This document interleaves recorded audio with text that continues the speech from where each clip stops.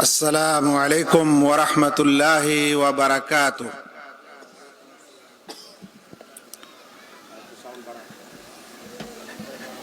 إن الحمد لله نحمده ونستعينه ونستغفره ونعوذ بالله من شرور أنفسنا ومن سيئات أعمالنا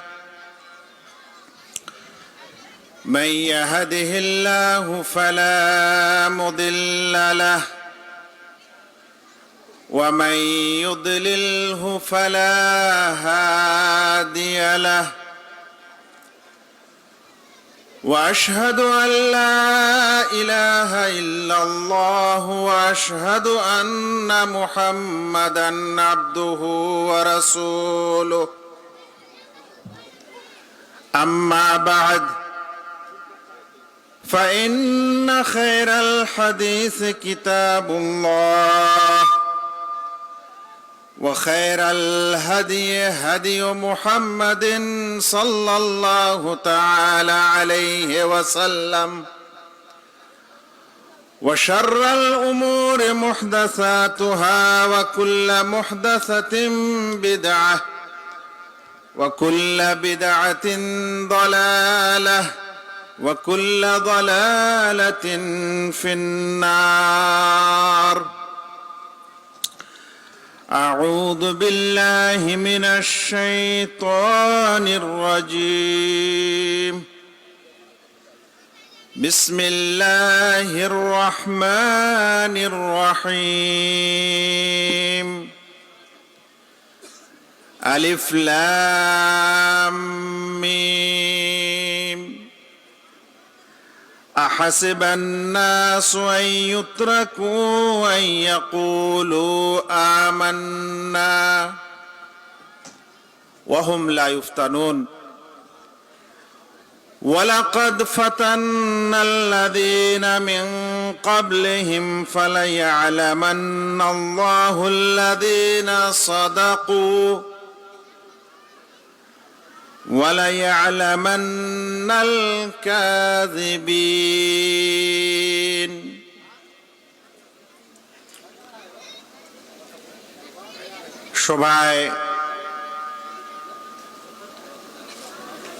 সভাপতির আসনে অধিষ্ঠিত জনাব শেখ নাসিম রহমানী সাহেব, পত্র মাদ্রাসার পরিচালক এবং এই মাদ্রাসার প্রধান শিক্ষক, দুই ভ্রাতৃদ্বয় এবং এই মাদ্রাসার শিক্ষক মণ্ডলীগণ, মঞ্চে উপবিষ্ট ওলামায়ে কেরামগণ, আশেপাশে থেকে আগত কিছু তলাবা এবং তালেবে ইলম ভাইয়েরা, সোশ্যাল মিডিয়ার বন্ধুরা, উপস্থিত ইসলাম দরদি ভাই সকল, পর্দার আড়ালে মা ও বোনেরা এবং স্নেহের কচি ও কাচারা, আল্লাহ রাব্বুল আলামিনের যাবতীয় প্রশংসা এবং প্রিয় নবী মুহাম্মদ মুস্তাফা সাল্লাল্লাহু আলাইহি ওয়াসাল্লামের প্রতি অনেক অনেক দরুদ ও সালাম বর্ষিত হোক। আল্লাহুম্মা সাল্লি আলাইহি, আল্লাহুম্মা বারিক আলাইহি। প্রায় আসরের পর থেকে নিয়ে এখন পর্যন্ত আপনারা এই আলোচনা সভা চালিয়ে যাচ্ছেন। আমি দেখলাম আপনাদের কাছে যে সকল বক্তা এবং আলোচকগণ উপস্থিত হয়েছেন, তাদের এই সকল আলোচনা ইলমি আলোচনা ছিল। ইলমি আলোচনা বলতে বোঝায় যেগুলোতে সুর নেই কিন্তু জ্ঞান ছিল। আর শেষ পর্যায়ে আমাকে আপনাদের কাছে আসতে হয়েছে।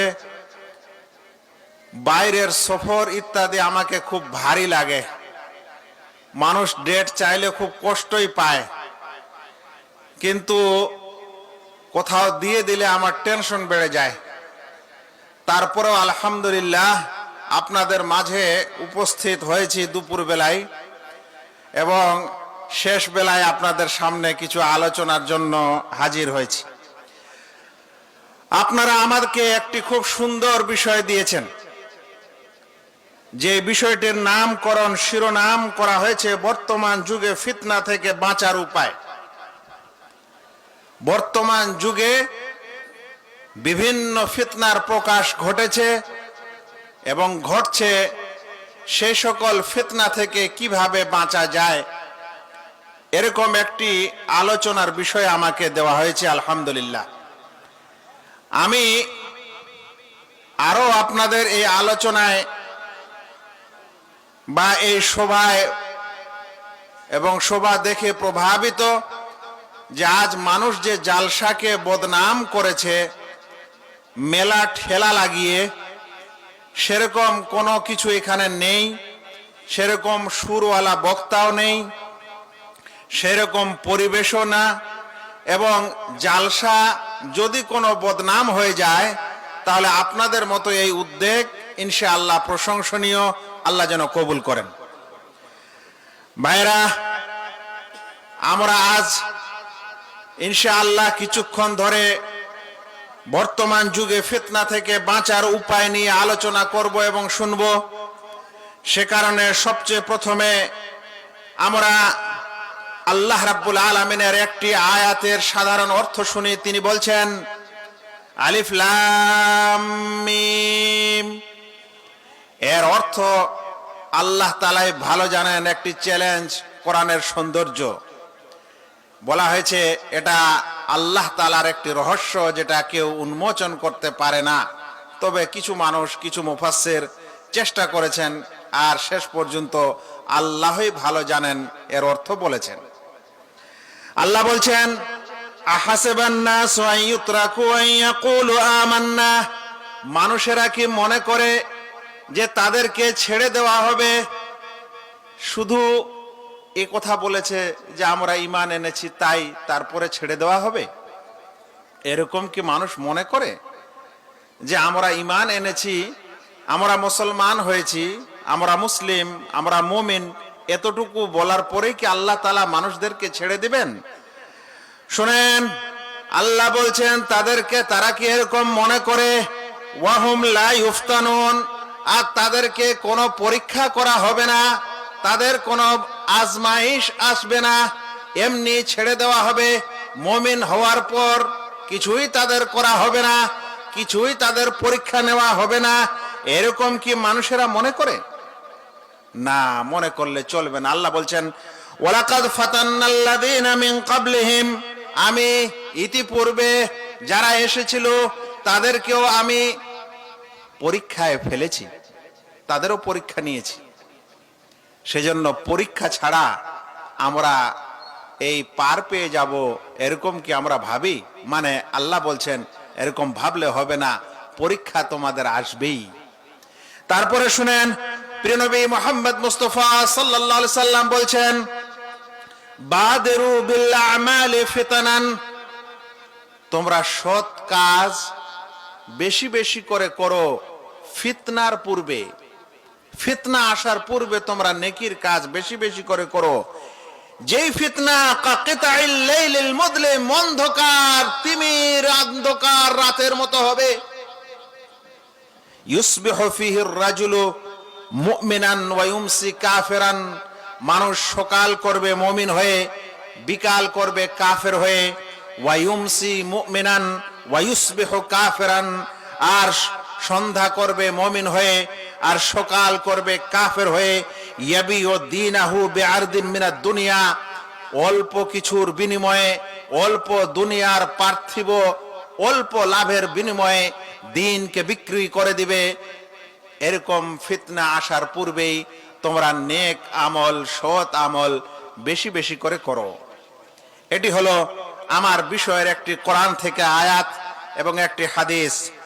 এরপর আমাদের জানা দরকার যে ফিতনা বলতে আসলে কি বোঝায়, যে ফিতনা থেকে আমাদের বাঁচা উচিত।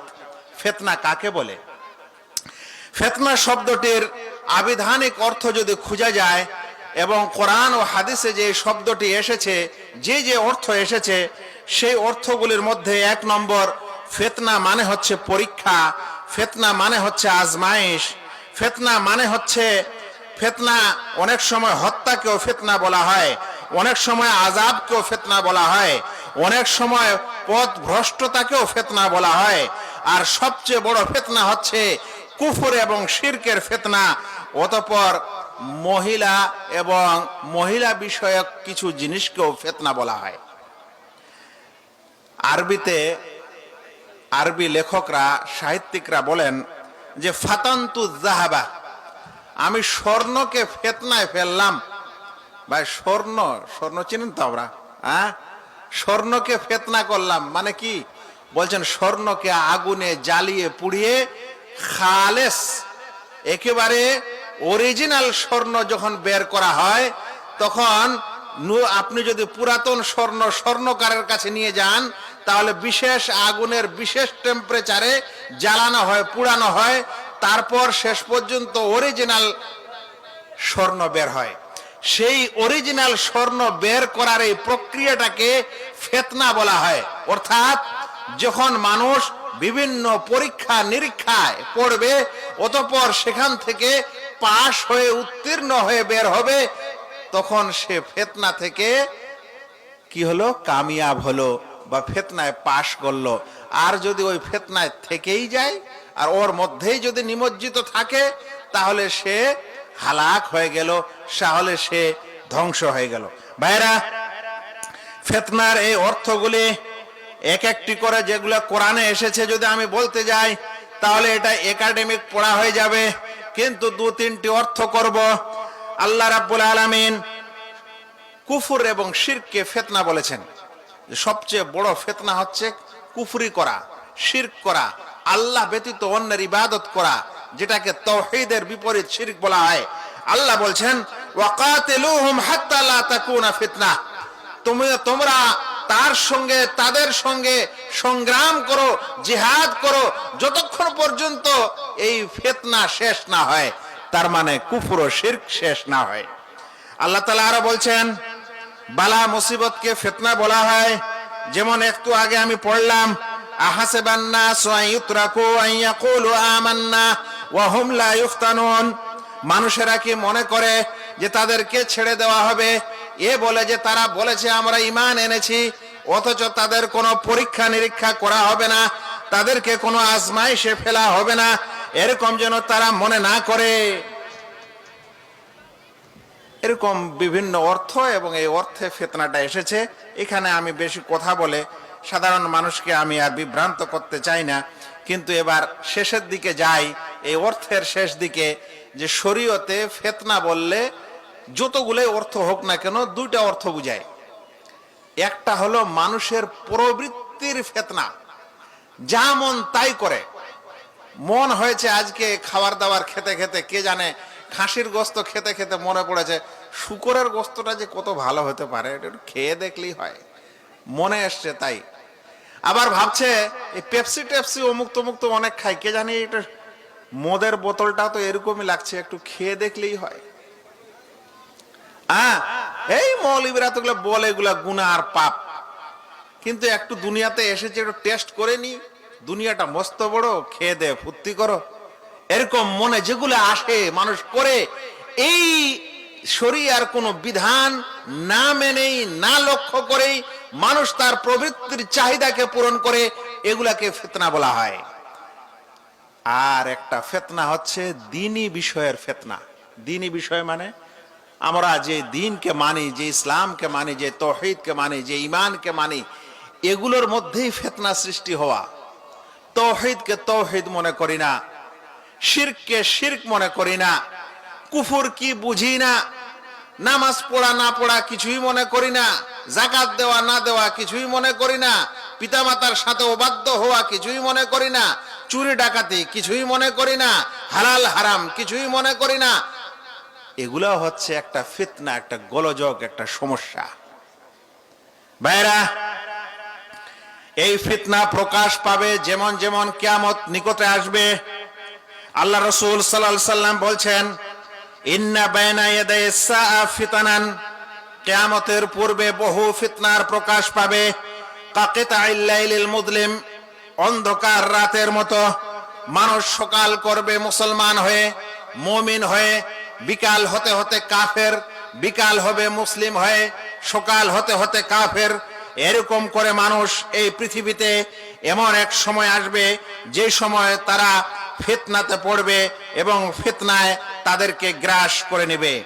এটা এমন ফিতনা হবে, এত বেশি গোলযোগ সৃষ্টি হবে এই পৃথিবীতে, এই জনপদে এত বেশি সমস্যা হবে যে মানুষেরা আশা করবে, হে আল্লাহ, আমার যদি মরণ হতো তাই ভালো হতো।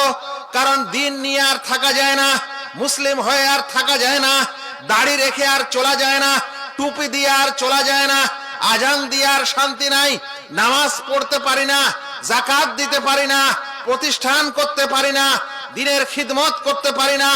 মানুষ আশা করবে, হে আল্লাহ, যদি আমার মরণ হতো তাহলে হয়তো ভালো হতো।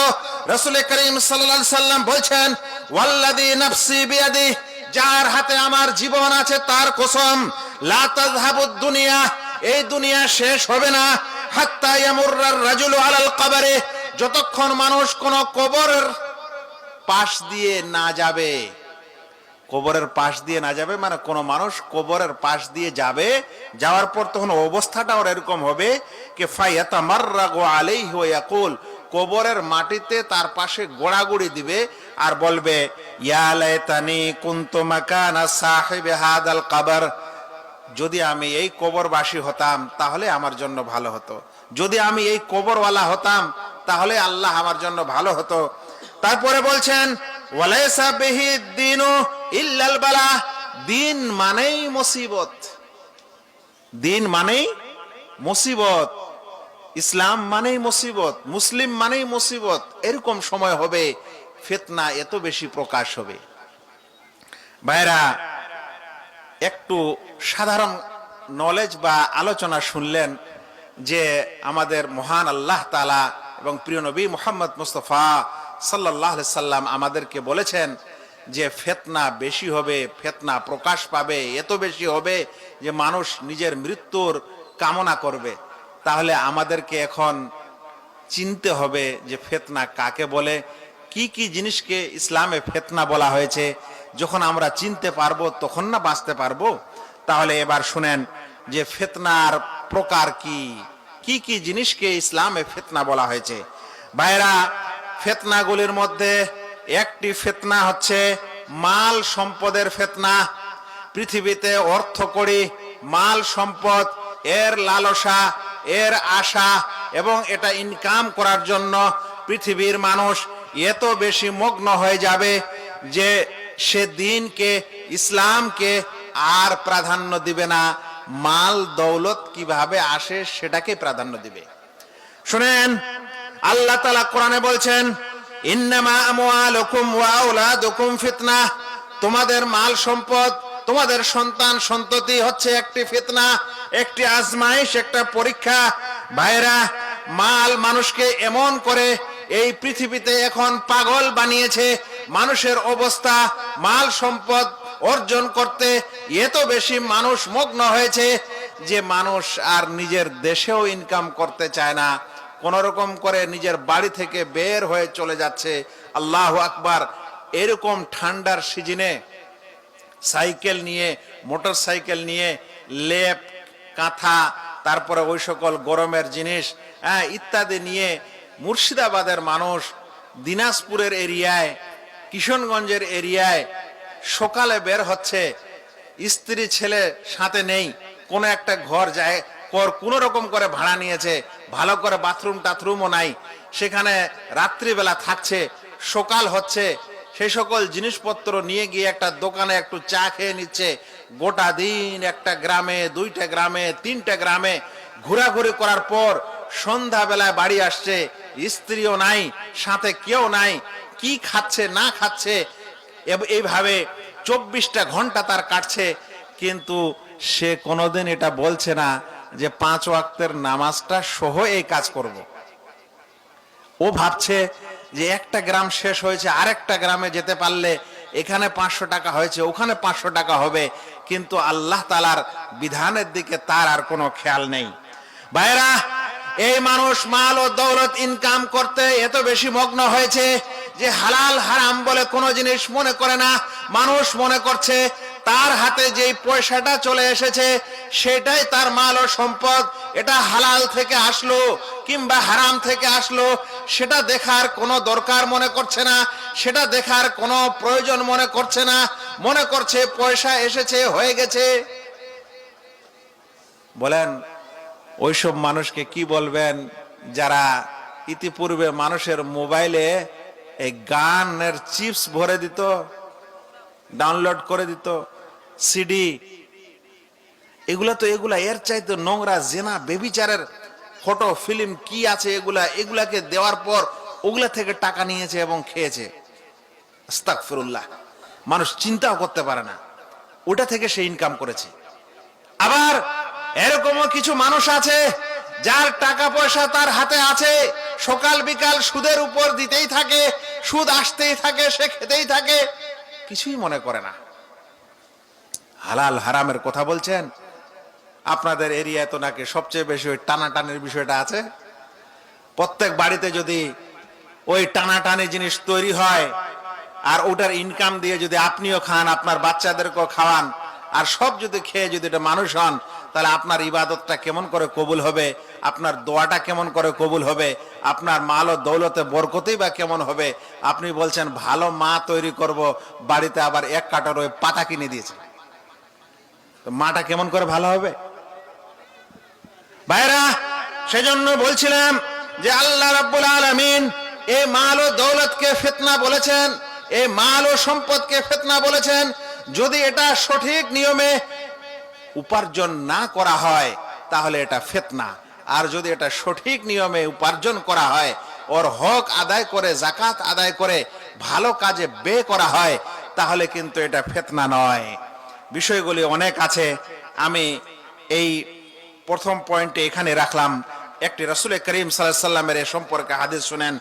আল্লাহ রাসূল সাল্লাল্লাহু আলাইহি ওয়াসাল্লাম বলছেন, ওয়াল্লাহি মাল ফাকরু আখশা আলাইকুম, আল্লাহর কসম, হে আমার উম্মতেরা, আল্লাহর কসম, তোমরা গরিব দুঃখী হয়ে যাবে আমি এটার ভয় করি না। ভাই, রাসূল সাল্লাল্লাহু আলাইহি ওয়াসাল্লামের কথা বিশ্বাস নাই আমাদের? আল্লাহ রাসূল বলছেন যে তোমরা গরিব দুঃখী হবে, হে আমার উম্মতেরা, তোমরা গরিব দুঃখী হবে, ফকির হবে, আর তোমরা না খেয়ে মারা যাবে, এই চিন্তা আমি করি না। ওয়ালাকিন্নী আখশা আন তুবসাতা আলাইকুমুদ দুনিয়া, কিন্তু আমার আশঙ্কা হচ্ছে, আমার ভয় হচ্ছে যে এই পৃথিবীর মাল ও দৌলত তোমাদের জন্য প্রসার করে দেওয়া হবে, প্রসারিত করে দেওয়া হবে, তোমার মাল ও দৌলত পৃথিবীতে উন্মুক্ত করে দেওয়া হবে। অতঃপর বলছেন ফাতানাফাসুহা কামা তানাফাসুহা, অতঃপর তোমরা সেই মাল ও সম্পদ অর্জন করার জন্য তোমরা একেবারে লেগে পিটে পড়বে এবং তোমরা প্রতিযোগিতায় নেমে যাবে, যেমন ইতিপূর্বের মানুষেরা প্রতিযোগিতায় নেমেছিল। অতঃপর ওরা যেমন হালাক হয়ে গেছে, তোমরাও তেমন হালাক হয়ে যাবে। ভাই, প্রতিযোগিতা মাল ও দৌলতের।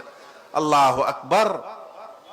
আজ একটা মানুষের বাড়ি, একটা বাড়িতে আর এখন হয় না। এক যুগ ছিল একটা ঘর হয় না, এখন হয়ে গেছে 1 তালা হয় না, 1 তলার পরে 2 তালাতেও হয় না, 2 তলার পরে এখন একটা এখানে, তো একটা আবার বড় শহরে, তারপরে একটা সিটিতে, শেষ পর্যন্ত একটা কি বলে যে দিল্লিতে, ওটার পরেও বেশি হয়ে গেলে তখন একটা দুবাইতে। ভাই, কোথায় যাবেন? এটা হলো এমন প্রতিযোগিতা, যে প্রতিযোগিতা কোনো শেষ হওয়ার নয়। নবী সাল্লাল্লাহু আলাইহি ওয়াসাল্লাম বলছেন এরকম করতে করতে তোমরা হালাক হয়ে যাবে। কারণ মানুষ কে কোথা থেকে কি ইনকাম করেছে, আর কি করে খাচ্ছে, আর কি করে ইবাদত করছে। একদিকে ইবাদতের জন্য যাচ্ছে, ইবাদতে মজা নেই, শান্তি নেই, নামাজেও শান্তি নেই, দোয়া করাতেও শান্তি নেই, পারছেই না, কবুলই হচ্ছে না। এটা ছিল মাল সম্পদের ফিতনা। একটু ছোট করে চলেন, আমাকে কিন্তু ফিতনা থেকে বাঁচার উপায়গুলি বলতে হবে, কিন্তু তার আগে কিছু ফিতনা জেনে নেওয়া যাক। দ্বিতীয় নম্বর হচ্ছে সন্তান সন্ততি একটি ফিতনা, একটি পরীক্ষা, একটা আজমাইশ। যাদের সন্তান হয়নি তারা একটা সমস্যায়, যাদের সন্তান হয়েছে তারা একটা আর সমস্যায়। কিন্তু সন্তান সন্ততি কিভাবে পরীক্ষা, এটা প্রথমে আল্লাহ রাব্বুল আলামিনের ভাষায় শুনেন। আল্লাহ বলছেন, ইন্নামা আমওয়ালুকুম ওয়া আওলাদুকুম ফিতনাহ, মাল এবং সন্তান সন্ততি হচ্ছে তোমাদের জন্য আজমাইশ। প্রিয় নবী মুহাম্মদ মুস্তাফা সাল্লাল্লাহু আলাইহি ওয়াসাল্লাম একদিন খুতবা দিচ্ছেন, সাহাবাদেরকে বুঝাচ্ছেন। এরকম সময়ে তার দুই নাতি হাসান এবং হোসেন দুইটি লাল জামা পরে আল্লাহ রাসূল সাল্লাল্লাহু আলাইহি সাল্লামের দিকে দৌড়ে চলে আসছেন। মনে হচ্ছে পড়ে যাবে, মনে হচ্ছে সে মাটিতে পড়ে যাবে, আবার উঠছে, রাসূল সাল্লাল্লাহু আলাইহি সাল্লামের দিকে আসছেন। শুনেন, আল্লাহ রাসূল সাল্লাল্লাহু আলাইহি সাল্লাম দুই নাতিকে এই অবস্থায় দেখার পর খুতবা ছেড়ে দিয়ে নেমে পড়লেন। নামার পর দুইজনকে তুলে নিলেন, নেওয়ার পর বললেন যে আল্লাহ সত্যিই বলেছেন যে মাল ও দৌলত এবং এই ছেলে পেলে সন্তান হচ্ছে একটা ফিতনা। কারণ সন্তানের মহব্বতে রাসূল সাল্লাল্লাহু আলাইহি সাল্লামকে খুতবা মাঝখানে ছেড়ে দিয়ে নামতে হলো। এভাবেই সন্তান যদি আপনাকে আল্লাহ রাব্বুল আলামিনের ইবাদত বন্দেগী থেকে সরিয়ে দেয়, তাহলে ওই সন্তান আপনার জন্য ফিতনা। এখন মানুষ সন্তানকে এমন বেশি গুরুত্ব দিয়েছে জীবনে, সোজা করে বলছে, ডাইরেক্ট বলছে যে জীবনে আমার আর কোনো আশা নেই, এই আমার বাচ্চা দুইটা বা তিনটা বা একটা, এরা যেন মানে বড় উচ্চ শিক্ষা লাভ করে আর যেন আইএস হয়, আইপিএস হয়। এর আগে বলতো মাস্টার হয়, এখন মাস্টারের খাওয়া নাই, তার উপর আবার ঘুষ দেওয়া চাকরির মাস্টারে কিছুদিন পরে এমনি চলে যায়, ওই জন্য ওটার আবার দাম নেই। তো বলছে যে মাস্টার টাস্টার না, এখন যেন আমার ছেলে আইএস হয়, আইপিএস হয়। এজন্য বলছে যে সবচেয়ে প্রথমে কোথায় দিব, তো বলছে যে খুঁজেন মুর্শিদাবাদ, সারা মুর্শিদাবাদ কোথায় সবচেয়ে ভালো মিশন আছে। বলে ভালো মিশন পাওয়া গেছে, মাসে মোটামুটি 15 থেকে 20,000 টাকা খরচ। বলছে কোনো ব্যাপার না, 20,000 টাকা দিব, ছেলে আমার অমুক তমুক হতে পারবে কিনা। বলছে হ্যাঁ, রেজাল্ট ভালো হতে পারে। 20,000 টাকা, 15,000 টাকা, 10,000 টাকা, 5,000 টাকা। মানুষ আজকালে কিছু মনে করছে না, সন্তানকে মানে জীবনের যা ইনকাম হচ্ছে তা সন্তানের পিছনে খরচ করে দিচ্ছে। এরকমও বাবা আছেন যে সন্তানদেরকে পড়াশোনার জন্য হারাম কাজ, হারাম ব্যবসা, হারাম ইত্যাদিতে তারা ইনকাম করে, হারামে ইনকাম করার পরও তার বাচ্চাদেরকে যেন খুশি রাখে সেজন্য চেষ্টা করে। ওই সন্তান, ওই সন্ততি যাকে খুশি রাখতে আপনাকে হারামে পড়তে হয়, হারামে লিপ্ত হয়, সেটা হচ্ছে, সেই সন্তান হচ্ছে আপনার জন্য ফিতনা এবং তারাই হচ্ছে আপনার জন্য পরীক্ষা। তাই আপনার সন্তানও থাকবে, আপনার স্ত্রীও থাকবে, কিন্তু এরা যেন আপনাকে দিন থেকে, ইসলাম থেকে দূরে না সরাতে পারে। শুনেন ভাইরা, এরপর আর একটি ফিতনা হচ্ছে মহিলাদের ফিতনা, নারীর ফিতনা। মনে রাখবেন, আল্লাহ রাব্বুল আলামিন পৃথিবীতে পুরুষও তৈরি করেছেন, নারীও তৈরি করেছেন, কিন্তু প্রত্যেক পুরুষ নারীর দিকে আকৃষ্ট হয় আর প্রত্যেক নারী পুরুষের দিকে আকৃষ্ট হয়। এই কারণেই ইসলাম কোন নারী ও পুরুষকে যারা এক অপরের সঙ্গে মুহরিম না, অর্থাৎ যাদের সঙ্গে বিবাহ জায়েজ, এরকম নারী ও পুরুষকে কোন সময় একত্রে একাকিত্ব হওয়া থেকে নিষেধ করেছেন। কারণ ইসলাম মনে করে বা বলতে পারেন ইসলাম হচ্ছে একটা ফিতরাতি, একটা স্বভাবগত ধর্ম, প্রকৃতিগত ধর্ম। আল্লাহ তাআলা এটা ভালো জানেন যে একজন যদি পুরুষ হয় আর একজন যদি নারী হয়, তারা যদি আপোষে কোনো জায়গায় একত্রিত হয়, তাদের মধ্যে তাকওয়া ও পরহেজগারিতাও যদি থাকে, একদিন না হয় কিছু হবে না, দ্বিতীয় দিনে দেখাদেখি হবে, তৃতীয় দিনে কোথাও হতে পারে, তারপরের দিনে প্রেমও হতে পারে, তারপরের দিনে এক অপরকে আকৃষ্ট করার জন্য অন্য কিছু হতে পারে, শেষ পর্যন্ত তাদের মধ্যে অবৈধ প্রেম, তারপরে শুরু হয়ে গেল প্রেমকে আবার বৈধ অবৈধ করে এটা আবার গোলমাল করেছে, ওটা পরে বলছি। এরপরে তখন ওই মহিলার সঙ্গে প্রেম প্রীতির পর যদি বেবিচার হয়ে যায়, সেটা ছোটই হোক আর বড়ই হোক, অতঃপর বড় বেবিচার যদি হয়ে যায়, নাউজুবিল্লাহ, এরকম জেনার পেটে যদি সন্তান চলে আসে, তখন বলে যে এখন সমাজে কি করে মুখ দেখাবো, তাহলে কি করা যায়, বলে একে দুনিয়া থেকে সাফ করেন। এতদিন ধরে প্রেম প্রীতি চলছিল, এখন বলছে যে হারামের সন্তান পেটে আছে, তো একে দুনিয়া থেকে বিদায় করেন, মানে একে হত্যা করেন। তাহলে প্রেম প্রীতি আর এই ইত্যাদি বিনিময় থেকে চলে আসলে এখন কোথায়? হত্যায়। এবার যখন হত্যা হয়ে গেল, তখন তাকে ধরে নিয়ে থানায় গেল, ওর জীবনটা থানায় সরছে, এদিকে সে মারা গেল। এগুলো হয় সমাজে অহরহ।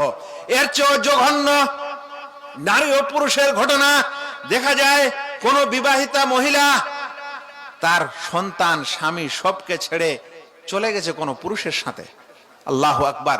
আর তারপরে আবার ফতোয়া নিতে এসেছে যে এখন ওই দ্বিতীয় পুরুষও ছেড়ে দিয়েছে, আবার প্রথম পুরুষের কাছে আসতে চাচ্ছে, তো আর কি কিছু বিয়ে শিয়ে দিতে হবে না? হবে না। পালানোর বেলা ফতোয়া নাই, ঘুরে আসার বেলা ফতোয়া নাকি? এই ফতোয়া আমি দিই না, এই ফতোয়া আমি দিই না। কারণ তোমরা যদি ইসলামকে বুড়া আঙ্গুল দেখাও, তাহলে তোমাদের বিচার আল্লাহ করবেন। কারণ তোমরা সত্যিকারে সমাজকে ভয় করো, না হলে আর কিছুকে ভয় করো। ইসলামের দরদ তোমাদের অন্তরে নাই, ইসলামকে তোমরা মানতে চাও না। কিভাবে একজন মহিলা তার সন্তান এবং তার স্বামীকে ছেড়ে একটা অন্য পুরুষের কাছে চলে যাবে, আর সেই পুরুষের কাছে সংসার করবে, এদিকে তার স্বামীও আছে, এদিকে তার বাচ্চাও আছে, ওইদিকে ফের বিয়ে শাদী হয়নি, আবার কিছুদিন পর ঘুরে প্রথম স্বামীর কাছে আসবে। তাহলে এগুলা ফিতনা নয়? এই ফিতনাগুলা শুরু হয় পুরুষ এবং মহিলার আপোষে মেলামেশার জন্য, যেটাকে অবাধ মেলামেশা বলে, যার মধ্যে কোন রকম মানুষ কিছু তোয়াক্কা করে না, অতঃপর এই ধরনের কাজ করে। নবী করিম সাল্লাল্লাহু আলাইহি সাল্লাম বলছেন, মা তারাকতু বাদি ফিতনাতান আদাররু আলার রিজালি মিনান নিসা, আমি আমার পরে সবচেয়ে বড় ফিতনা, যেটা মানুষের জন্য সবচেয়ে ক্ষতিকর হতে পারে, সেটা নারী ছাড়ার অন্য কিছু পুরুষের জন্য ছেড়ে গেলাম না। ভাইরা, সেজন্য এই ফিতনা থেকে সাবধান হবেন। স্কুলে যে সকল ভাইয়েরা পড়াশোনা করেন, মানে যেখানে পড়াশোনা আছে, ছেলে এবং মেয়ে উভয় মিলে, সেই সকল স্কুলের অবস্থা এখন দেখেন, সেই সকল স্থানের অবস্থা দেখেন। বাচ্চারা আজ ক্লাস 7-8-এ উঠে না, সাবালক সাবালিকা সব। কিসের কারণে? সব এই ইন্টারনেট এবং মোবাইলের নোংরা জিনিসের কারণে। ছোটতেই সাবালক ও সাবালিকা, অতঃপর এরা পড়াশোনা বাদ দিয়ে প্রেম প্রীতি ইত্যাদি নিয়ে সকল সময় শুরু করে, আর স্কুলে যায় খুব সুন্দর চেহারা ছবির আকৃতি নিয়ে। কারণ হলো সে কারো না কারোর সঙ্গে এরকম বিশেষ প্রেম প্রীতি নিমজ্জিত। আর আমাদের বাপ মা দেখছে যে আমার মেয়েটা আজকাল বেশি বেশি আয়না দেখে, বেশি বেশি আয়না দেখা আর লিপস্টিক লাগা। কারণ আছে, কারণ আছে, আপনাকে বুঝতে হবে। আপনি কিছুই বুঝতে চাচ্ছেন না, আপনি মোবাইল দিয়ে দিয়েছেন, ও একাই ঘরে কি দেখছে না দেখছে কিছুই আপনি দেখছেন না। আপনি ওর সার্চে অপশনও দেখছেন না, আপনি ওকে দুটো নসিহতও করছেন না, কারো দ্বারা নসিহতও করাতে চাচ্ছেন না, কোনো মজলিসে মাহফিলও পাঠাচ্ছেন না, মেয়েদের মাদ্রাসাও পাঠাচ্ছেন না। তাহলে এটা কি তৈরি হবে বাড়িতে? এমনি এমনি মোত্তাকি পরেজগার হয়ে যাবে। মানুষকে বুঝতে হবে ভাইয়েরা, এটা কি হচ্ছে আমাদের সমাজে। এগুলো হচ্ছে ফিতনা। এখন এ সকল ফিতনার মধ্যে আর একটি বড় ফিতনা হচ্ছে ঈমানের পর কাফের হয়ে যাওয়া। আল্লাহু আকবার। ভাই, আল্লাহ তাআলা এই দুনিয়া, এই আকাশ, এই জমিন, এই নবী এবং রাসূল প্রেরণ করেছেন, এই কিতাব ইত্যাদি তিনি নাযিল করেছেন, জান্নাত ও জাহান্নাম রেখেছেন, আখিরাত রেখেছেন, তাই সেই দিনে হিসাব ও নিকাশ রেখেছেন। এর আসল উদ্দেশ্য হচ্ছে ঈমান, যে মানুষ যেন পরীক্ষায় পাশ করে মুমিন থাকে। আর সেই ঈমানের পরেই যদি কোনো মানুষ আবার কাফের হয়ে যায়, তাহলে এর চাইতে দুর্ভাগা আর কি হতে পারে ভাই। আর এর মধ্যে আর একটা বড় ফিতনা হচ্ছে যে সে মুমিন, কিন্তু মুমিন ভাইকে কাফের বলে। এটা একটা আর বড় ফিতনা।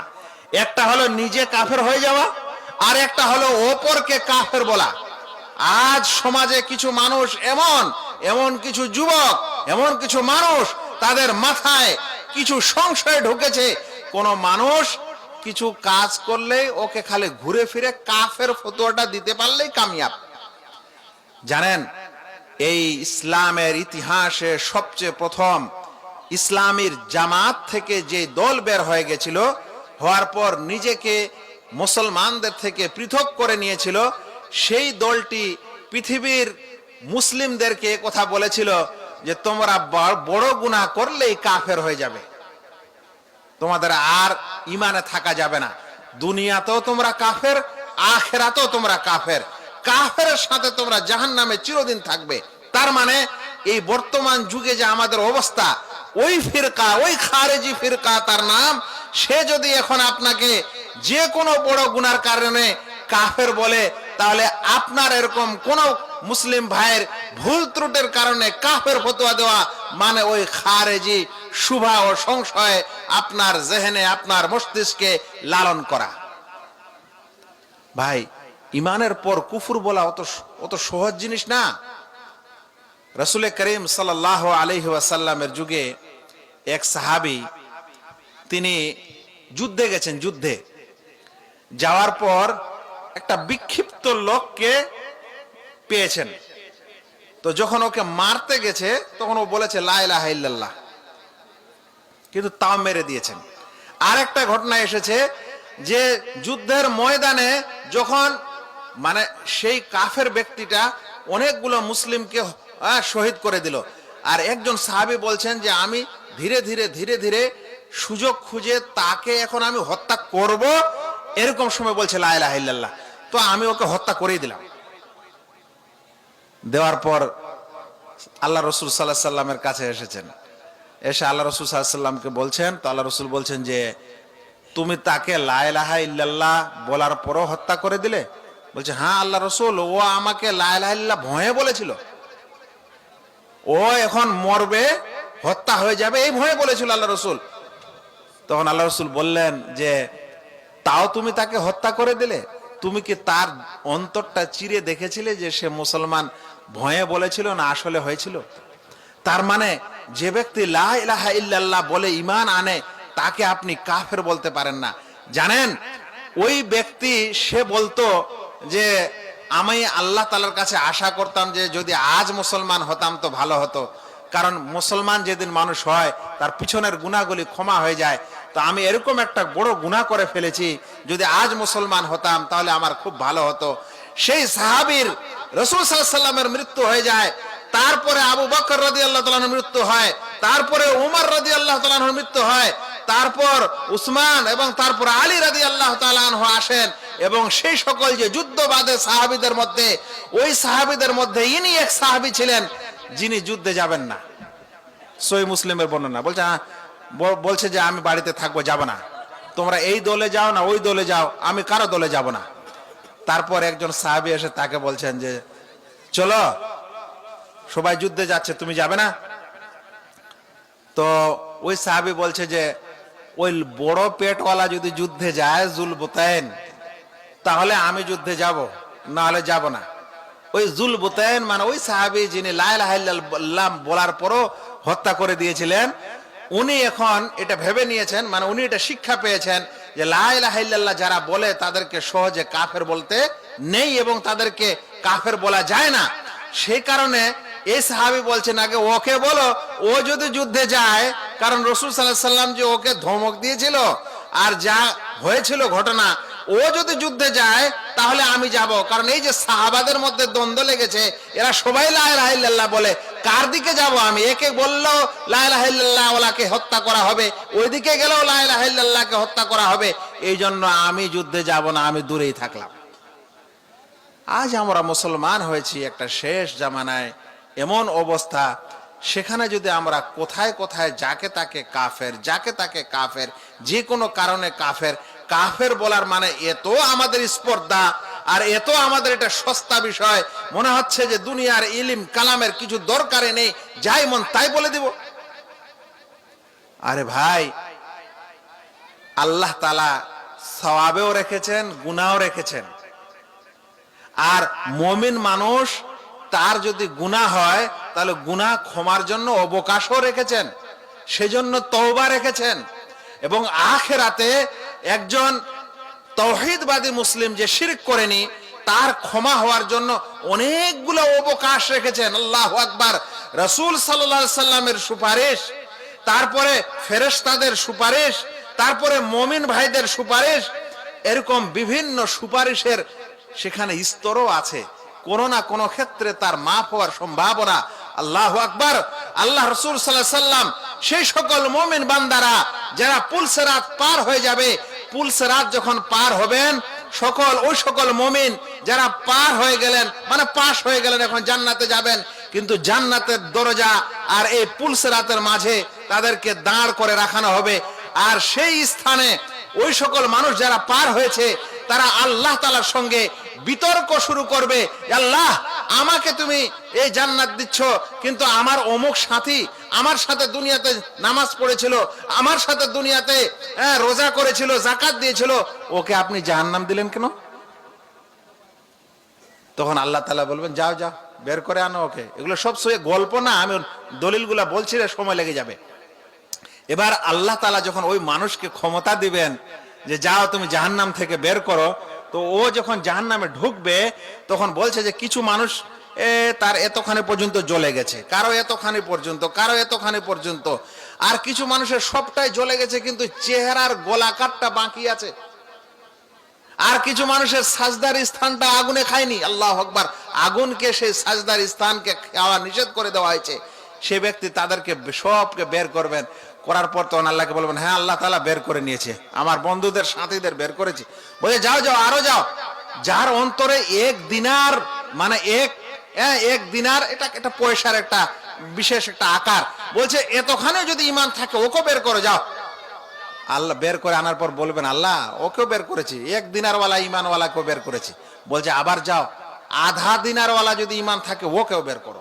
তো বলছে আল্লাহ ওকেও বের করলাম। বলছে আবার যাও, ওর দিলে যদি মিসকালা খায়রা, মিসকালা খারদালা, যদি রায় সরিষার দানা বরাবরও এরকমও যদি তার ঈমান থাকে ওকেও বের করো। আচ্ছা চিন্তা করেন, এই যে যারা লা ইলাহা ইল্লাল্লাহ পড়েছিল, তাদের এই বন্ধু ও সাথীর সুপারিশ পাচ্ছে। ওর পরে মজার ঘটনা হচ্ছে এই, আল্লাহ তাআলা তখন বলবেন যে আমার নবীরা সুপারিশ করে নিলেন, আমার মুমিন বান্দারা সুপারিশ করে নিলেন, আমার ফেরেশতারা সুপারিশ করে নিলেন, ওয়ালাম ইয়াবকা ইল্লা আরহামার রাহিমিন, এখন সবচেয়ে দয়ালু রহমানুর রহিম বাকি আছেন, মানে আল্লাহ বলবেন এখন আমি বাকি আছি। তখন হাদিসে এসেছে তিনি জাহান্নাম থেকে ওই সকল ব্যক্তিকে বের করবেন, লাম ইয়ামালু খায়রান কাত্তু, যারা জীবনে কখনো কোনো সৎ কাজ করেনি। আশ্চর্য ব্যাপার। তাহলে কি কাফেররা বের হবে? কোনো সৎ কাজ করেনি মানে? তার মানে ওলামারা লিখেছেন যে লা ইলাহা ইল্লাল্লাহর সাক্ষী আর এই তাওহীদের বিশ্বাস ছাড়া তার দ্বারা কোনো নেক আমল হয়নি, সেও জাহান্নাম থেকে বের হওয়ার চান্স পাবে। আর আমরা আজ যেমন তেমন একটু কাজকর্মে খালি কাফের, খালি কাফের। একটু যদি কারো হারাম ইনকাম হয়েছে, তো মৌলানা শেখ ওর নামাজ হবে কিনা, ওর দোয়া কবুল হবে কিনা? ভাই কাফেরেরও দোয়া কবুল হয়? কাফেরেরও দোয়া কবুল হয়। তো গুনাহগার মানুষটার যদি দোয়া কবুল না হয়, তাহলে গুনাহ হলে আর দোয়ার দরকার নেই। এখন যদি আমরা এই ফতোয়া দিই যে ও হারাম খেয়েছে এই জন্য আর ওর ইবাদত আর দোয়া কিছু কবুল হবে না, তার মানে ও আর জীবনে দোয়াই করতে পারবে না, শেষ। তাহলে গুনার জন্যই তো দোয়া আছে, গুনার জন্যই তো মাগফিরাত আছে, ওর জন্যই তো তওবা আছে। তো আমরা চট করে এই ফতোয়াটা কেন দিচ্ছি যে তোমার ইবাদত তো হবে না, তোমার কিছুই কবুল হবে না? আরে বুঝান ভাই যে তোমার এরকম কাজ করাটা কবিরা গুনাহ, তোমার এরকম কাজে সব সময় থাকলে তোমার ইবাদত বন্দেগী নাও হতে পারে, কবুল না হতে পারে, দোয়া কবুল না হতে পারে, তাই তোমাকে এটা ছাড়তে হবে। কিন্তু না, আমরা চট করে একটা ফতোয়া দিতে পারলেই সব সমাধান। এগুলো একটু বুঝে সুঝে দিতে হবে। আর কোথায় ছিলাম, আবার কোথায় চলে গেলাম? বলছিলাম যে মানুষ এই সময় এভাবে এক অপরকে কাফের বলছে, এই কাফের বলাটাও একটা ফতনা, আর দিন বিক্রি করে খাওয়াটাও একটা ফতনা। দিন বিক্রি করা, ভাই আজকাল বড় বড় চ্যানেল টেলিভিশনে মুসলমানের সাজগোজ নিয়ে ইসলামকে ধ্বংস করার জন্য বাহাস করতে আসছে। হ্যাঁ, আবার নাম রেখেছে মুসলমানের। তো কিভাবে একজন মুসলিম মানুষ সে মুসলিম নাম নিয়ে এই টেলিভিশনে বিশেষ বিশেষ লোকদের সঙ্গে বাহাস করছে, মুনাজারা করছে, ডিবেট করছে, তার মানে যে তার সে নিজের দিনকে বেচে টাকার বিনিময়ে বা পার্টির লালসার বিনিময়ে এখানে এসে ইসলাম ধ্বংস করার কাজ করছে। কুফরি করবে সকাল বিকাল। কিভাবে? মানুষ আজ জানেই না যে কোন কথাতে কুফরি হয়। আল্লাহকে গালি দেয়, রাসূল সাল্লাল্লাহু আলাইহি সাল্লামকে গালি দেয়, কোরআনকে গালি দেয়, আর শেষ পর্যন্ত কিছু না পেলে যতগুলা আলেম ওলামা আছে তাদের পিছনে ভিড়ে, শেষ পর্যন্ত তাদের পিছনে ভিড়ে। শুনেন, শয়তান যেরকম যত বড় মুত্তাকি মানুষ হয় তার পিছনে শয়তানটা তত বড় শয়তান লাগে। যার যে কাফের হয়ে গেছে দুনিয়াতে, শয়তানের আর ওখানে কাজের দরকার নেই। আর যে মুসলিম হওয়ার পর শয়তান হয়ে গেছে তার পিছনে শয়তান লাগার দরকার নেই। এখন শয়তান লাগবে কার পিছনে? রাসূল সাল্লাল্লাহু আলাইহি সাল্লাম বলছেন যে নামাজে যখন দাঁড়ায় তখন নামাজিকে এসে ওয়াসওয়াসা দেয়, কুমন্ত্রণা দেয়। জানেন ভাই কেন? কারণ ও জানে যে নামাজিকে বেনামাজি বানা যাবে না, তো কম করে হলে নামাজটাই খানিক নষ্ট করা যাক, সেজন্য ওর নামাজে কুমন্ত্রণা চলে। এভাবে যদি কোনো মানুষ বড় আলেম হয়, ওকে পথ ভ্রষ্ট করতে গেলে অত বড় শয়তান লাগবে। এখন আমাদের কিছু জেনারেল শিক্ষিত ভাই, আল্লাহ তাআলা আপনাদেরকে যে কোনো পদ্ধতিতে হোক হেদায়েত দিয়েছেন, সেটা বই পড়ে হোক, ওয়াজ পড়ে হোক, নসিহত করে হোক। আচ্ছা বলেন তো, ওই যেটা বই পড়েছেন ওটা কি কোনো আলেম লিখেছিল না কোনো অন্য মানুষ লিখেছিল? যেই ওয়াজটা শুনে আপনি ভালো হয়েছেন ওটা আলেম বলেছিল না অন্য মানুষ বলেছিল? যেই আলোচনা আপনি এখনো শুনছেন সেটা কে? আপনি যে বাংলা বইগুলো পড়ছেন সেই বাংলা বইগুলোর যে তথ্যগুলা দেওয়া হয়েছে ওটা পেট থেকে দিয়েছিল না কোনো ওরকম বড় আলেম ওলামার তফসির, ফিকহ আর হাদিস ইত্যাদির ব্যাখ্যা যেগুলো আরবিতে লেখা আছে সেগুলোকে অনুবাদ করে লেখা হয়েছে? তাহলে সব আপনার ইলম জ্ঞান অন্বেষণের মার্জা মানে উৎসটা হচ্ছে ওলামা। শয়তান আপনাকে এরকম করে আপনাকে খারাপ মেজাজ করে দিয়েছে যে মানে শয়তান জানে যে তো ভালো হয়েছে, এর ভালোর পথে থাকবে, তো এর দ্বারা একটা কি শয়তানি কাজ করা যায় যে এদেরকে আলেম ওলামার ব্যাপারে পিছনে লাগিয়ে দেন। লেগে গেছে এখন আলেমের পিছনে। আলেমরা কিছু করে না। তো ভাই আলেমরা যদি কিছুই না করে তাহলে এই মাদ্রাসা যতগুলা চলছে এগুলাতে কে আছে? মানে আপনি কি বলতে চাচ্ছেন এরা সব কাফের হয়ে গেছে না কি বলতে চাচ্ছেন? আলেমরা কিছু করছে না মানে কি বলতে চাচ্ছেন? আল্লাহর কসম করে বলছি, এই সমাজে আজ পর্যন্ত যদি সমাজের কোন মানুষ একটা সূরা ফাতিহা জানে, সমাজের কোন মানুষ যদি একটা দোয়া জানে, সমাজের কোন মানুষ যদি একটা হালাল হারামের বিষয় জানে, সমাজের কোন মানুষ যদি একটা বই ও তাফসীর পড়ে, তাহলে এর পিছনে কোন না কোন রকম ভাবে কোন না কোন আলেমের অবদান ও হাত থাকেই থাকে। কিন্তু কিভাবে আপনারা এত তাড়াতাড়ি এটাকে অস্বীকার করতে পারেন? আপনি কিভাবে অস্বীকার করতে পারেন ওই সকল আলেম ওলামাকে যারা এখনো ৫-৬ হাজার টাকা নিয়ে আপনার সেই মাদ্রাসায় বা মসজিদে সকাল থেকে নিয়ে বিকাল পর্যন্ত ডিউটি করে, আর তার মাধ্যমে তার নিজের জীবন ছেড়ে পেলে সকলকে পরিচালনা করতে হয়। কোন মানুষের দুঃখ বেদনা কেউ দেখতে আসে না, কোন আলেম ওলামার কাছে এসে কেউ সাহায্য সহযোগিতার হাত বাড়ায় না। এই মানুষেরা এই দুর্দশা নিয়ে বেঁচে থাকে, এই তারপরও মানুষের কাছে হাত পাতাতে যায় না। আপনি তাদেরকে এসে বলছেন আপনারা কিছু করেন না? আমাদের এই মুসলিম সমাজে কতগুলো ইসলামের কাজ করা হয় ব্যক্তিগত জীবন ছাড়া। একজন মানুষ এই সামাজিক ভাবে কতগুলো ইসলামের কাজ হয়, হয় একটা মসজিদে কাজ হয়, না হলে একটা মাদ্রাসায় হয়, আর না হলে এরকম মাহফিল হয়, আর না হলে ছোট মোটো দাওয়াত তাবলীগের কাজ হয়। এগুলা তাহলে আজ থেকে করছে কারা? এত তাড়াতাড়ি আপনি সব ভুলে যাবেন? এত তাড়াতাড়ি আপনি সব অবদান ভুলে যাবেন? আপনারা যদি চিৎকার ও হুৎকার করেন, ভারতবর্ষের ইতিহাস তোলেন, যেখানে যত সব আন্দোলন হয়েছে সেখানে কোন জেনারেল শিক্ষিত লোকেরা আগে এগিয়ে এসেছিল না ওলামারা এসেছিল? এই দুরবস্থার সময় এই ওলামারা যে চিৎকার করে আলোচনা করছে যে মানুষ তোমরা সমাজের মুমিনদেরকে এক অপরকে কাফের বলো না, এই শিক্ষা কে দিতে এসেছে? তবে এর মানে এটা নয় ভাই যে আমি কোন জেনারেল শিক্ষিত মানুষকে ছোট করতে চাচ্ছি। আমি বলছি যে আল্লাহ তাআলা আপনাকে ইলম দিচ্ছে, আপনাকে তাকওয়া দিচ্ছে, আপনাকে পরহেজগারিতা দিচ্ছে, এগুলার হেফাজত করেন, এগুলা শয়তানের চক্রান্তে এনে এগুলা জিনিসকে নষ্ট করেন না। আলেম ওলামাদেরও ভুল হতে পারে, আমারও আপনারও ভুল হতে পারে। ভুল সংশোধন করা মানে এরকম না যে আলেম সমাজকেই আপনি এমন করে দোষানো শুরু করবেন আর এমন করে সমাজের মধ্যে বিষিয়ে তুলবেন, বিষাক্ত করবেন যে যেন সমাজ চ্যুত হয়ে যায়। আল্লাহু আকবার। কিয়ামত ততক্ষণ পর্যন্ত আসবে না যতক্ষণ পর্যন্ত ইলমকে তুলে না নেওয়া হয়।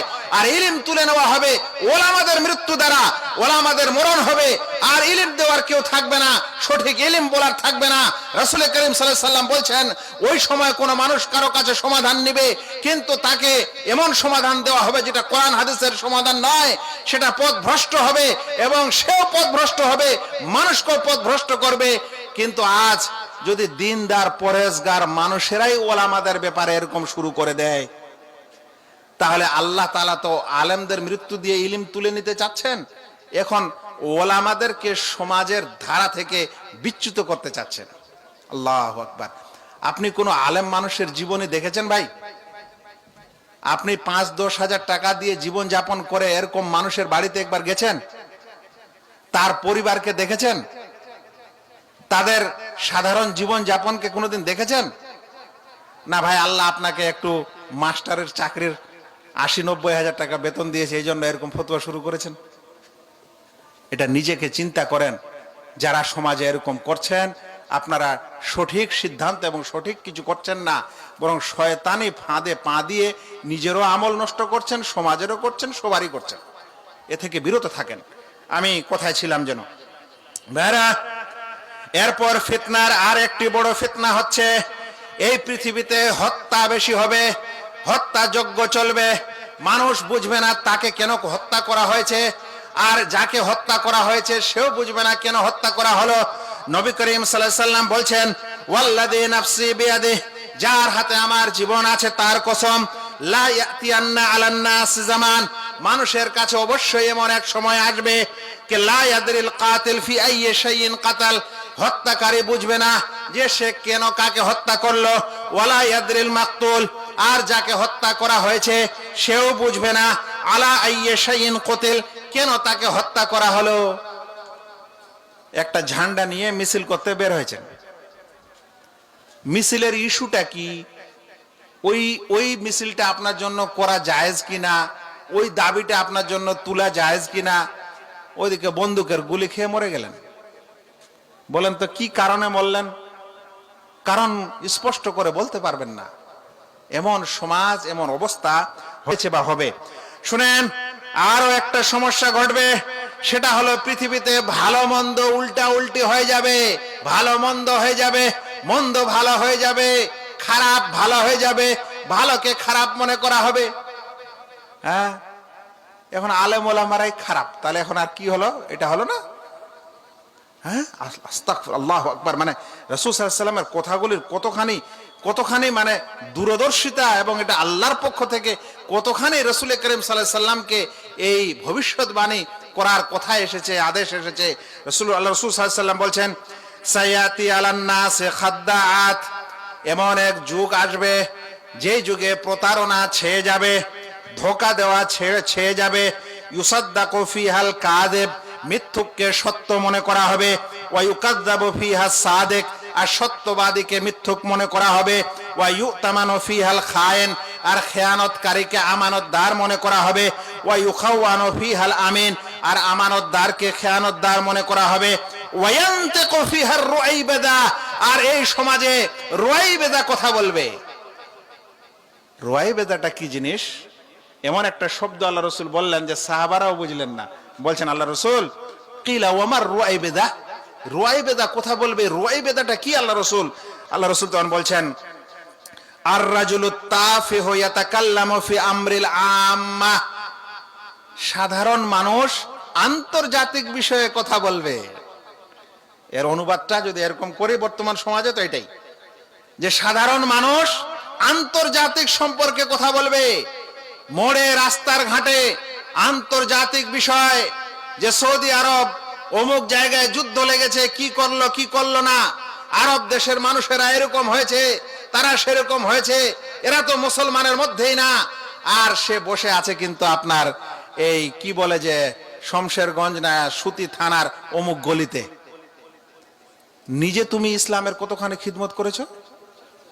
নিজে তুমি ইসলামের জন্য কতখানি কুরবানি দিয়েছো? তুমি তোমার পরিবারকেও কি ঠিক করতে পেরেছো? তোমার পরিবারের সকল মানুষকে কি নামাজিটা বানাতে পেরেছো?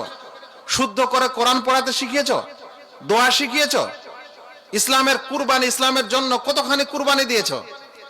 সেটাকে বলবে না, চিন্তাও করার কথা নেই, জিজ্ঞাসাও করা যাবে না। সে আন্তর্জাতিক বিষয়ে কথা বলবে, বড় বড় বিষয়ে কথা বলবে। সবাই যদি আজ পণ্ডিত হয়ে যায়, তাহলে আবার ও পণ্ডিত কারা থাকবে? সবাই যদি হেডমাস্টার হয়, তাহলে সহকারী শিক্ষক কে হবে? সবাই যদি প্রাইম মিনিস্টার হতে চায়, তাহলে আবার প্রজা কে হবে? এরকম সময় এগুলা হচ্ছে ফিতনার প্রকাশ। ভাইরা, আমি আপনাদেরকে ফিতনার প্রকারগুলি বলছিলাম, আরো বিভিন্ন প্রকার আছে, একটা প্রকার না বললে হচ্ছে না। বলছেন আর একটা ফিতনা হচ্ছে পথ ভ্রষ্টের দিকে আহ্বানকারীরা আসবে। ভ্রষ্ট জালালা শুনছেন না খুতবাতে? কুল্লু জালালাতিন ফিন্নার। জালালা মানে গুমরাহি, গুমরাহি মানে ভ্রষ্টতা, পথ ভ্রষ্টতা। পথ ভ্রষ্টকারী, আহ্বানকারী, দাওয়াত দেনেওয়ালা আপনাকে দাওয়াত দিতে আসবে, কিন্তু এমন বিষয়ে এমন এমন কিছুর দিকে দাওয়াত দিবে, যেই দাওয়াতটা কবুল করলে আপনি পথ ভ্রষ্ট হবেন, আপনি সুন্নতের উপর থাকতে পারবেন না। আমাদের দরজায় অলিতে গলিতে আজ কত সংগঠন, সবাই আসছে। কেউ এসে বলছে যে আমাদের এই সকল কাজকর্ম করলে হবে না, চলেন একটু হাঁড়ি পাতিল নিয়ে বের করেন, একটু আমাদের জিকির আজকারের কথা, চারিদিকে ফজিলতের কথা বলতে হবে।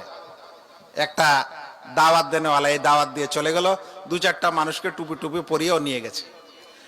আবার কিছুদিন হলো না হলো আর এক দল চলে আসলো, এই জিকির ফিকির দিয়ে কিছু হবে না, আমাদেরকে দেশে ইসলামিক হুকুমত কায়েম করতে হবে, এবং ইসলামিক হুকুমত যখন কায়েম হবে, ইসলামিক রাষ্ট্র যখন কায়েম হবে, তখন সবকে পিটিয়ে ঠিক করে দেওয়া যাবে।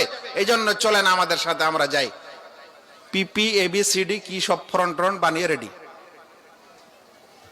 কিছুদিন গেল না গেল, আবার দেখবেন একদল মানুষ চলে এসছে। এত জিকির ফিকির ইবাদত বন্দেগী অমুক তমুকের টেনশন নিয়ে লাভ নেই, ডাইরেক্ট জিহাদ চালাতে হবে। ও ফের চলে এসছে এটম বোমের কিছু মেশিনারি জিনিস নিয়ে, আপনাকে এসে আবার জিহাদিস্ট আর অমুক তমুক বানানোর দাওয়াত দিয়ে চলে যাচ্ছে। এগুলা খালি ইসলামেরই দাওয়াতের কথা বলছি, এটা একটা ধরনের চলে আসলো। ওখানে আবার ও কিছু মানুষ নিয়ে ফটকা ফুটকি করে, কি করে না করে, ও গেল, মুসলমানরাও গেল, ওই সমাজও গেল, ওই জেলাও গেল, শেষ পর্যন্ত এই জেলার নাম পাকিস্তানে রেখে দিল। একদল এই কাজ করছে, আর একদল বলছে এত কথা টথা শোনা যাবে না, আমি মরলে আমাকে তোমরা চাপা মাটি দেবে না কি দিবে, দুনিয়ার কিছু জিনিস আমি মানতে চাই না, আমি আমার ছেলে পেলে নিয়ে যা কিছু সুখ শান্তি করতে হয় করব। খাওয়া দাওয়ার হালাল হারাম আমার কাছে কিছু না, আমার কাছে কোনো আইন টাইন বলে কিছু না, আমার কাছে কোনো মাদ্রাসা মসজিদ বলে কিছু না, আমি এইভাবেই চলবো দুনিয়াতে, আমার কাছে কেউ আসবে না। ও আবার এক পণ্ডিত সেজে সেজে আছে। ভাই, এরকম হচ্ছে লাস্টের যুগের শেষ জামানার ফিতনা। কথা তো অনেক আছে, একটা জিনিস বুঝালেই একটা খুতবা লাগবে। একটা কথা আপনাদের বলি, দেখেন ভাই, ইসলাম এই আজ থেকে 100 বছর 200 বছর 300 বছর আগে কোন দল তৈরি হলো, মানে কোন এক ব্যক্তি দুনিয়াতে যতই বড় বিচক্ষণ ও মোত্তাকি মানুষ হোক না কেন, সে একটা দল তৈরি করলো, একটা সংগঠন তৈরি করলো, করার পর মানুষকে দাওয়াত দিল যে এইদিকে আসেন, এটাই হক। আমরা বলবো আপনি না হক। কেন জানেন? কারণ ইসলাম যে শুরু হয়েছে সেটা 100 200 বছর 300 বছর আগে না, 1400 বছর আগে। আর 1400 বছর আগে যে ইসলাম রাসূল করিম সাল্লাল্লাহু আলাইহি ওয়াসাল্লাম রেখে গেছেন, তারপরে সাহাবারা মেনেছেন, তারপরে তাবেঈনরা মেনেছেন, এইভাবে যে ধারাটা চলে এসেছে এর সম্পর্কে আল্লাহ রসুল বলেছেন কিয়ামত পর্যন্ত এই ধারা থাকবে। এখন আপনি আমি কোন একটা সংগঠন তৈরি করে দাওয়াত দিব, তো ওই ধারাটা কোথায় গেল যেটা রসুল সাল্লাল্লাহু আলাইহি ওয়াসাল্লাম ছেড়ে গেছিলেন? সেজন্য সংগঠন আবিষ্কার করে তার দিকে দাওয়াত দেওয়া, এটা ইসলামকে বিচ্ছিন্ন করা এবং ইসলামকে দলে দলে আরো বিভক্ত করা। ইসলাম সেটাই যেই আদর্শে সাহাবায়ে কেরামরা ছিলেন। আপনাকে কোনো দল করতে হোক বা না হোক, যদি আপনি এই আদর্শের উপর থাকেন যে মা আনা আলাইহি ওয়া আসহাবি, যার উপর আমাদের রাসূল সাল্লাল্লাহু আলাইহি ওয়াসাল্লাম ছিলেন, যার উপর আমাদের সাহাবায়ে কেরামরা ছিলেন, সেই নিয়ম নীতি আকীদার ক্ষেত্রে, আমলের ক্ষেত্রে, ইবাদতের ক্ষেত্রে, শিরক বিদআতের ক্ষেত্রে যদি আপনি ওই আদর্শের উপর থাকেন, তাহলেই আপনি ভালো মুসলমান। এই চারিদিকে এত ফটকা ফুটকি করে বেরিয়েন না, লাভ নেই, না আপনার মাথা খারাপ করে দিবে। আপনি নিজে 6 মাস পর ছুটে চলে আসবেন, এসে বলবেন যে হুজুর বা শেখ গেছিলাম তো ঠিকই এরকম এরকম বলছিল, এখন কি করব? ওই জন্য বলছিলাম এগুলো হচ্ছে দুআতুদ দালালা, ভ্রষ্টের দিকে দাওয়াত দিতে আহ্বানকারী। রাসূল করিম সাল্লাল্লাহু আলাইহি ওয়াসাল্লাম বলছেন দুআতুন আলা আবওয়াবে জাহান্নাম মান আজাবাহুম ইলাইহা কাযাফুহা ফিহা, জাহান্নামের দরজার দিকে আহ্বানকারী হবে এরা।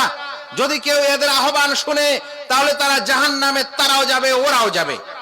ক্বালা হুযায়ফা রাদিয়াল্লাহু আনহু ইয়া রাসূলুল্লাহ সিফহু লানা, সিফহুম লানা, আল্লাহ রাসূল ওই সকল লোক যারা জাহান্নামে সবকে ঢুকাবে, এদের দাওয়াতের কারণে ওরা কি ধরনের লোক হবে আল্লাহ রাসূল সাল্লাল্লাহু আলাইহি ওয়াসাল্লাম? আল্লাহ রাসূল বলছেন শোনো, হুম মে জিলদাতিনা ওয়া ইয়াতাকাল্লামুনা বিআলসিনাতিনা, তারা আমাদের ভাই বোনেই হবে, আমাদের বংশেরই হবে, আমাদের মধ্যকারেই হবে, আমাদের এই ভাষা বলবে। আজও আপনার দরজায় কিন্তু আরবি ভাষী মানুষ দাওয়াত দিতে আসে না, আপনার ভাষাভাষীর মানুষ এই দাওয়াত দিতে আসে। তারপর বলছেন ক্বালা হুযায়ফা রাদিয়াল্লাহু তাআলা আনহু, আল্লাহ রাসূলকে জিজ্ঞাসা করলেন ফামা তা'মুরুনি ইন আদরাকানি যালিক, আল্লাহ রাসূল এরকম ভ্রষ্ট পথের দিকে আহ্বানকারীরা যদি আসে আর আমি যদি দুনিয়ায় বেঁচে থাকি আল্লাহ রাসূল, তাহলে আমি কি করব? তখন আল্লাহ রাসূল সাল্লাল্লাহু আলাইহি ওয়াসাল্লাম বললেন তালজামু জামাআতাল মুসলিমিনা ওয়া ইমামাহুম, তুমি মুসলিম জামাতকে এবং মুসলিম ইমামকে তাকে একড়ে ধরে থাকবে। ভাইরা, এখন মুসলিম হাকিম খলিফা আর পৃথিবীতে নেই এবং আমাদের সমাজে নেই, কিন্তু এখন যারা আছেন তারা হচ্ছেন ওলামা। সেই ওলামার কাছেই আসবেন, তাদের কাছেই শিক্ষা নেবেন, তাদের কাছেই ওই সংশয়গুলি বলবেন, তাদের কাছেই পরামর্শ নেবেন। এখনো আলহামদুলিল্লাহ আমাদের মসজিদগুলোতে আজান উচ্চারিত হয়, এখনো আমাদের মসজিদে খতিব থাকে, এখনো আমাদের আশেপাশে মাদ্রাসা আছে, সেখানকার বড় বড় আলেম ওলামা আছে, এখনো আমাদের সমাজে দূর দূরান্ত ওলামা আছে, লেখক ও গবেষক আছে। আপনাদেরকে এরকম আহ্বান দিলে কেউ যদি আপনাকে বুঝায় মগজ ধলাই দেয়, তাহলে এই সময় আপনার কর্তব্য হলো এই সকল বিষয়কে আপনি আপনার বড় পছন্দনীয় আলেমকে জিজ্ঞাসা করবেন যে আমাকে দাওয়াত দিতে এসেছিল, এই কথা বলল, আমি কি করব শেখ? আর যদি নিজে নিজেই সবকিছু করতে চান তাহলে আর কিছু করার নাই, জাহান্নামের দরজা খোলা। এই নিজের গল্প কেসা কাহিনী আমি বলি না, যা ছিল একটা করে কথা আর একটা করে হাদিস, এই বলেই আমি আলোচনা শেষের দিকে নিয়ে যাচ্ছি। ভাইরা, এতক্ষণে শুনলেন যে ফিতনা হয় কত রকমের। তাহলে এখন বলেন এই সকল ফিতনায় সঠিক শুদ্ধ হয়ে বেঁচে থাকা অত সোজা? অত সোজা? এখন অত সোজা নয়। কিভাবে বাঁচবেন, রাস্তা কি, উপায় কি, কিভাবে বাঁচা যায়? বাঁচার রাস্তাগুলা খুব সহজে অল্প করে কিছুক্ষণের মধ্যে বলে দিই। জানি না কটা সময় হয়ে গেল, বলেন ট্রেন লেট আছে, অসুবিধা নেই। আচ্ছা আচ্ছা, ইনশাআল্লাহ। তাহলে এ সকল ফিতনা থেকে বাঁচার উপায় কি হবে আমি সংক্ষিপ্ত আকারে 7টা উপায় বলে দিচ্ছি। এই 7টা উপায় হচ্ছে ফিতনা থেকে বাঁচার উপায়। 1 নম্বর উপায় হলো যেখানে ফিতনা সেখান থেকে দূরে পালান। আপনি যখন দেখবেন যে এটা ফিতনা, আপনি যখন দেখবেন যে এটা আপনি কিছুই বুঝতে পারছেন না এটা কি জিনিস, আপনি নিজেই সমস্যায় সংশয়ে পড়ে গেছেন, তাহলে সেই সময় আপনি সেখান থেকে দূরে সরে যান, তার ভিতরে আর ঢোকেন না, তার সাথে আর গোলমালে পড়েন না। রাসূল করিম সাল্লাল্লাহু আলাইহি ওয়াসাল্লাম বলছেন ইউশিকু আন ইয়াকুনা খায়রু মালিল মারইল মুসলিম গানামুন, বলছেন অচিরেই মানুষের সবচেয়ে উত্তম সম্পদ হবে ছাগল। আল্লাহ রসুল বলছেন অচিরেই মানুষের সবচেয়ে উত্তম সম্পদ হবে ছাগল, মানে মুমিন মানুষের উত্তম সম্পদ হবে ছাগল। অন্যান্য সম্পদের দিকে মুমিন মানুষ যাবে না, যাবে ছাগলের দিকে অচিরেই, যদি সে তার ঈমান বাঁচাতে চায়। কেন? কারণ বলছেন যে বকরির পাল নিয়ে নিবে, ও তারপরে চলে যাবে পাহাড়ের দিকে, ওই দিকে যেখানে বৃষ্টি হয় এবং ঘাস টাস হয়, ইয়াফির রবে দিন এহি মিনাল ফিতান, তার দিনের হেফাজতের জন্য এই ফিতনা থেকে দূরে পলায়ন করবে।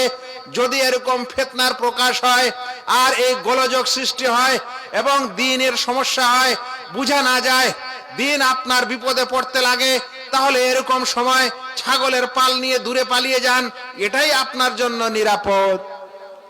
আল্লাহু আকবার। তার মানে ছাগলটাই নিয়ে পালাতে হবে এরকম না, তার মানে আপনাকে ফিতনা থেকে দূরে সরে যেতে হবে, যেখানে ফিতনা নাই সেখানে আপনাকে বসবাস করতে হবে। তারপরে শুনেন, এই ফিতনা থেকে যদি বাঁচতে হয় তাহলে দ্বিতীয় উপায় হচ্ছে আত-তামাসসুকু বিকিতাবিল্লাহ ওয়া বিসুন্নতি রাসূলিল্লাহ, আল্লাহ তাআলার কিতাব এবং রাসূল সাল্লাল্লাহু আলাইহি ওয়াসাল্লামের সুন্নতকে একড়ে ধরতে হবে। ভাই এখন আপনি মানে রাগ করবেন না, আপনি একজন এমন মানুষ, আপনার কাছে এই সকল দাওয়াত দিতে এসেছে মানুষ, তাবলীগ করতে এসেছে, যে আপনি নিজেই এখনো কোরআনের অর্থ ইত্যাদি ভালো জানেন না, স্বয়ং আপনি এখনো হাদিস জানেন না, আর আপনাকে এখনো বুঝাতে এসেছে, আপনি বুঝে ভালো লেগে গেল, আপনি বলছেন যে না লোকটা খুব ভালো কথা বলল। আপনি তো কোরআন হাদিসের কোষ্টি পাথরে যাচাই করার যোগ্যতা রাখেন না, আপনি তো বুঝতেই পারলেন না যে তার কথাটা কোরআন হাদিসের মোতাবেক হলো না কোরআন হাদিসের খেলাফ হলো, কোরআন হাদিসের পক্ষে হলো না কোরআন হাদিসের বিপক্ষে হলো। তাহলে আপনি পক্ষে বিপক্ষে আর প্রশংসা করার কে? আল্লাহ রাসূল সাল্লাল্লাহু আলাইহি ওয়াসাল্লাম বলছেন লা ইয়াদিল্লু আবাদান কিতাবাল্লাহি ওয়া সুন্নতি, আমি তোমাদের মাঝে দুটি জিনিস ছেড়ে গেলাম, কখনো পথভ্রষ্ট হবে না যদি তোমরা সেই দুইটি জিনিস আঁকড়ে ধরে থাকো। একটি হচ্ছে আল্লাহর কিতাব আর দ্বিতীয়টি হচ্ছে নবী মুহাম্মদ সাল্লাল্লাহু আলাইহি ওয়াসাল্লামের সুন্নাহ। এই হাদিস তো অনেক সময় আপনারা শুনেছেন, কিন্তু আলী রাদিয়াল্লাহু তাআলা আনহু থেকে একটি মারফু সূত্রে হাদিস বর্ণনা হয়েছে। আল্লাহ রাসূল সাল্লাল্লাহু আলাইহি ওয়াসাল্লামকে জিজ্ঞাসা করা হলো মাল মাখরাজু মিনহা ইয়া রাসূলুল্লাহ, আল্লাহ রাসূল সাল্লাল্লাহু আলাইহি ওয়াসাল্লাম যদি ফিতনায় পড়ি তাহলে এর থেকে বের হওয়ার রাস্তা কি আল্লাহ রাসূল? তখন আল্লাহ রাসূল সাল্লাল্লাহু আলাইহি ওয়াসাল্লাম বলছেন কিতাব আল্লাহ ফিহি নাবাউ মা ক্বাবলাকুম মা ক্বাবলাকুম, আল্লাহ তাআলার কিতাব, তাতে তোমাদের পূর্বের লোকদের সংবাদ রয়েছে, ওয়া খাবরু মা বা'দাকুম, আর পরের লোকদের খবর রয়েছে, ওয়া ফাসলু মা বাইনাকুম, আর তোমাদের মধ্যে যা মতভেদ হয় সেই মতভেদের সমাধান আছে। কিন্তু ভাইয়েরা কোরআনে তো এগুলো আছে, কিন্তু আমি আর আপনি একটু বুকে হাত রেখে বলেন তো কোরআনটার সমাধানটা খুঁজে বের করতে পারবো না এখনো কোরআনটাই পড়তে জানি না? তো আল্লাহ তো আমাদের কোরআন দিয়েছেন, তুলে নেননি, এখন তো আমরা কোরআনটাও পড়তে জানি না। মুসলমানের ঘরে ঘরে মানুষেরা যদি কোরআনটা পড়তে না জানে, তারপরে পড়ার পরে না আপনি তার মানে বুঝবেন ও মানে করবেন, তারপরে না আপনার কাছে সংশয় আসলে এখন আপনি বলবেন যে কোরআনের এটা বিপরীত, তাই আমি এই সংশয় নিব না। তো আমি এখনো কোরআনই পড়তে জানি না, আমার পরিবারও জানে না, আমরা বাচ্চাদেরকেও জানাই না, এবং আমরা মনে করছি যে এইভাবেই আমি দুনিয়া থেকে চলে যাব, আমার কোনো আজমাইশ কোনো পরীক্ষা আসবে না, আপনি জান্নাত পেয়ে যাবেন। এই যে আপনারা বাড়ি ঘরে তাবিজ টাবিজ অমুক তমুক হ্যান ত্যান, বাড়ি বন্ধ করা, ঘর বন্ধ করা, হ্যাঁ এই সুখ নাই ওই শান্তি নাই ইত্যাদির যে কথা বলেন, সব বরকত কোরআনে আছে। যেই বাড়িতে কোরআন নেই সেই বাড়িতে বরকত নেই। সূরা বাকারা যে বাড়িতে পড়া হয় সে বাড়ি থেকে শয়তান দূরে পালায়। যে বাড়িতে সূরা বাকারা পড়া হয় সে বাড়ি থেকে শয়তান দূরে পালায়। তো আপনি বাড়িতে যদি এরকম হয় যে আপনিও কোরআন পড়তে জানেন না, আপনার স্ত্রীও জানে না, আপনার ছেলেও জানে না, আপনার মেয়েও জানে না, সকালে উঠে আপনাদের গান চলে, বিকালে আপনাদের গান চলে, রাত্রিবেলা আপনাদের গান চলে, এই গান নিয়ে উঠেন বসেন ঘুমান, তো ভাই বরকতটা বাড়িতে আসবে কিভাবে? মানুষ যদি তাও না বুঝে, আর যদি নাও পড়তে জানেন তো কম করে হলে মোবাইলে যে কেরাতগুলো আছে বিশ্বের বড় বড় ওলামাদের, শেখ মাশায়েখদের এবং ইমামদের, তাদের তো কেরাতগুলো একটু শোনা যেতে পারে। না, ওটাও শোনা হবে না। শুনে শুনে কিছু হয়ে যেতে পারে, কিন্তু মানুষ বুঝতে চায় না। ভাইরা, এরপরে ফিতনা ফাসাদ থেকে বাঁচতে হলে ওলামায়ে রাব্বানি মানে প্রকৃত ওলামার পাশে থাকতে হবে এবং মুসলমানের জামায়াতকে ধরে থাকতে হবে। আপনি বিচ্ছিন্ন হয়ে আলাদা হয়ে কোনো জিনিস করবেন না এবং থাকবেন না। এ বিষয়ে কিছু কথা বলে দিয়েছি, সেজন্য আর বলছি না। অতঃপর চতুর্থ উপায় হচ্ছে ইলমে শরঈ অর্থাৎ শরীয়তি ইসলামের জ্ঞান অর্জন করা। ভাইয়েরা, যদি আপনি ইসলামের জ্ঞান অর্জন না করেন তাহলে আপনি বুঝতে পারবেন না যে কোনটা ফিতনা। আপনাকে ফিতনায় ডুবানো হবে, আপনি বুঝতে পারবেন না যে আপনি ফিতনায় আছেন, আর আপনি ফিতনাই থেকে মারা যাবেন, কিন্তু ফিতনা থেকে বের হতে পারবেন না। সেজন্য সকল মুসলিম ব্যক্তিকে ইসলামের জ্ঞান অর্জন করা জরুরি। ভাইয়েরা, ইসলামের জ্ঞানটা কোনো ছোট জিনিস মনে করেন না। আল্লাহ তাআলা কোরআনে বলছেন, হাদিসে আল্লাহ রাসূল সাল্লাল্লাহু আলাইহি ওয়াসাল্লাম হাদিসে বলছেন যে কোরআনের এক একটা হরফের বিনিময়ে 10 নেকি আছে। এক নেকি আছে, এক একটা নেকিকে 10 গুণে বাড়ানো হয়। একটা ছোট্ট বাচ্চা বলেন তো, যখন সাবালক হয়নি, এ কোনো মাদ্রাসায় বা কোথাও পড়তে গেছে আর হাফেজ হচ্ছে ধরেন, বলেন তো ওকে এক একটা হরফ কতবার জীবনে পড়তে হয়েছে? তাহলে ওর সওয়াব কতখানি হয়েছে? এই কারণে আল্লাহ রাব্বুল আলামিন কিয়ামতের দিনে হাফেজদের পিতা মাতাকে, বাবা মাকে কিয়ামতের ময়দানে ভরি মজলিসে সবার মাঝে সবচেয়ে প্রথমে কাপড় পরিয়ে দিবেন, কারণ কিয়ামতের ময়দানে উঠতে হবে উলঙ্গ হয়ে।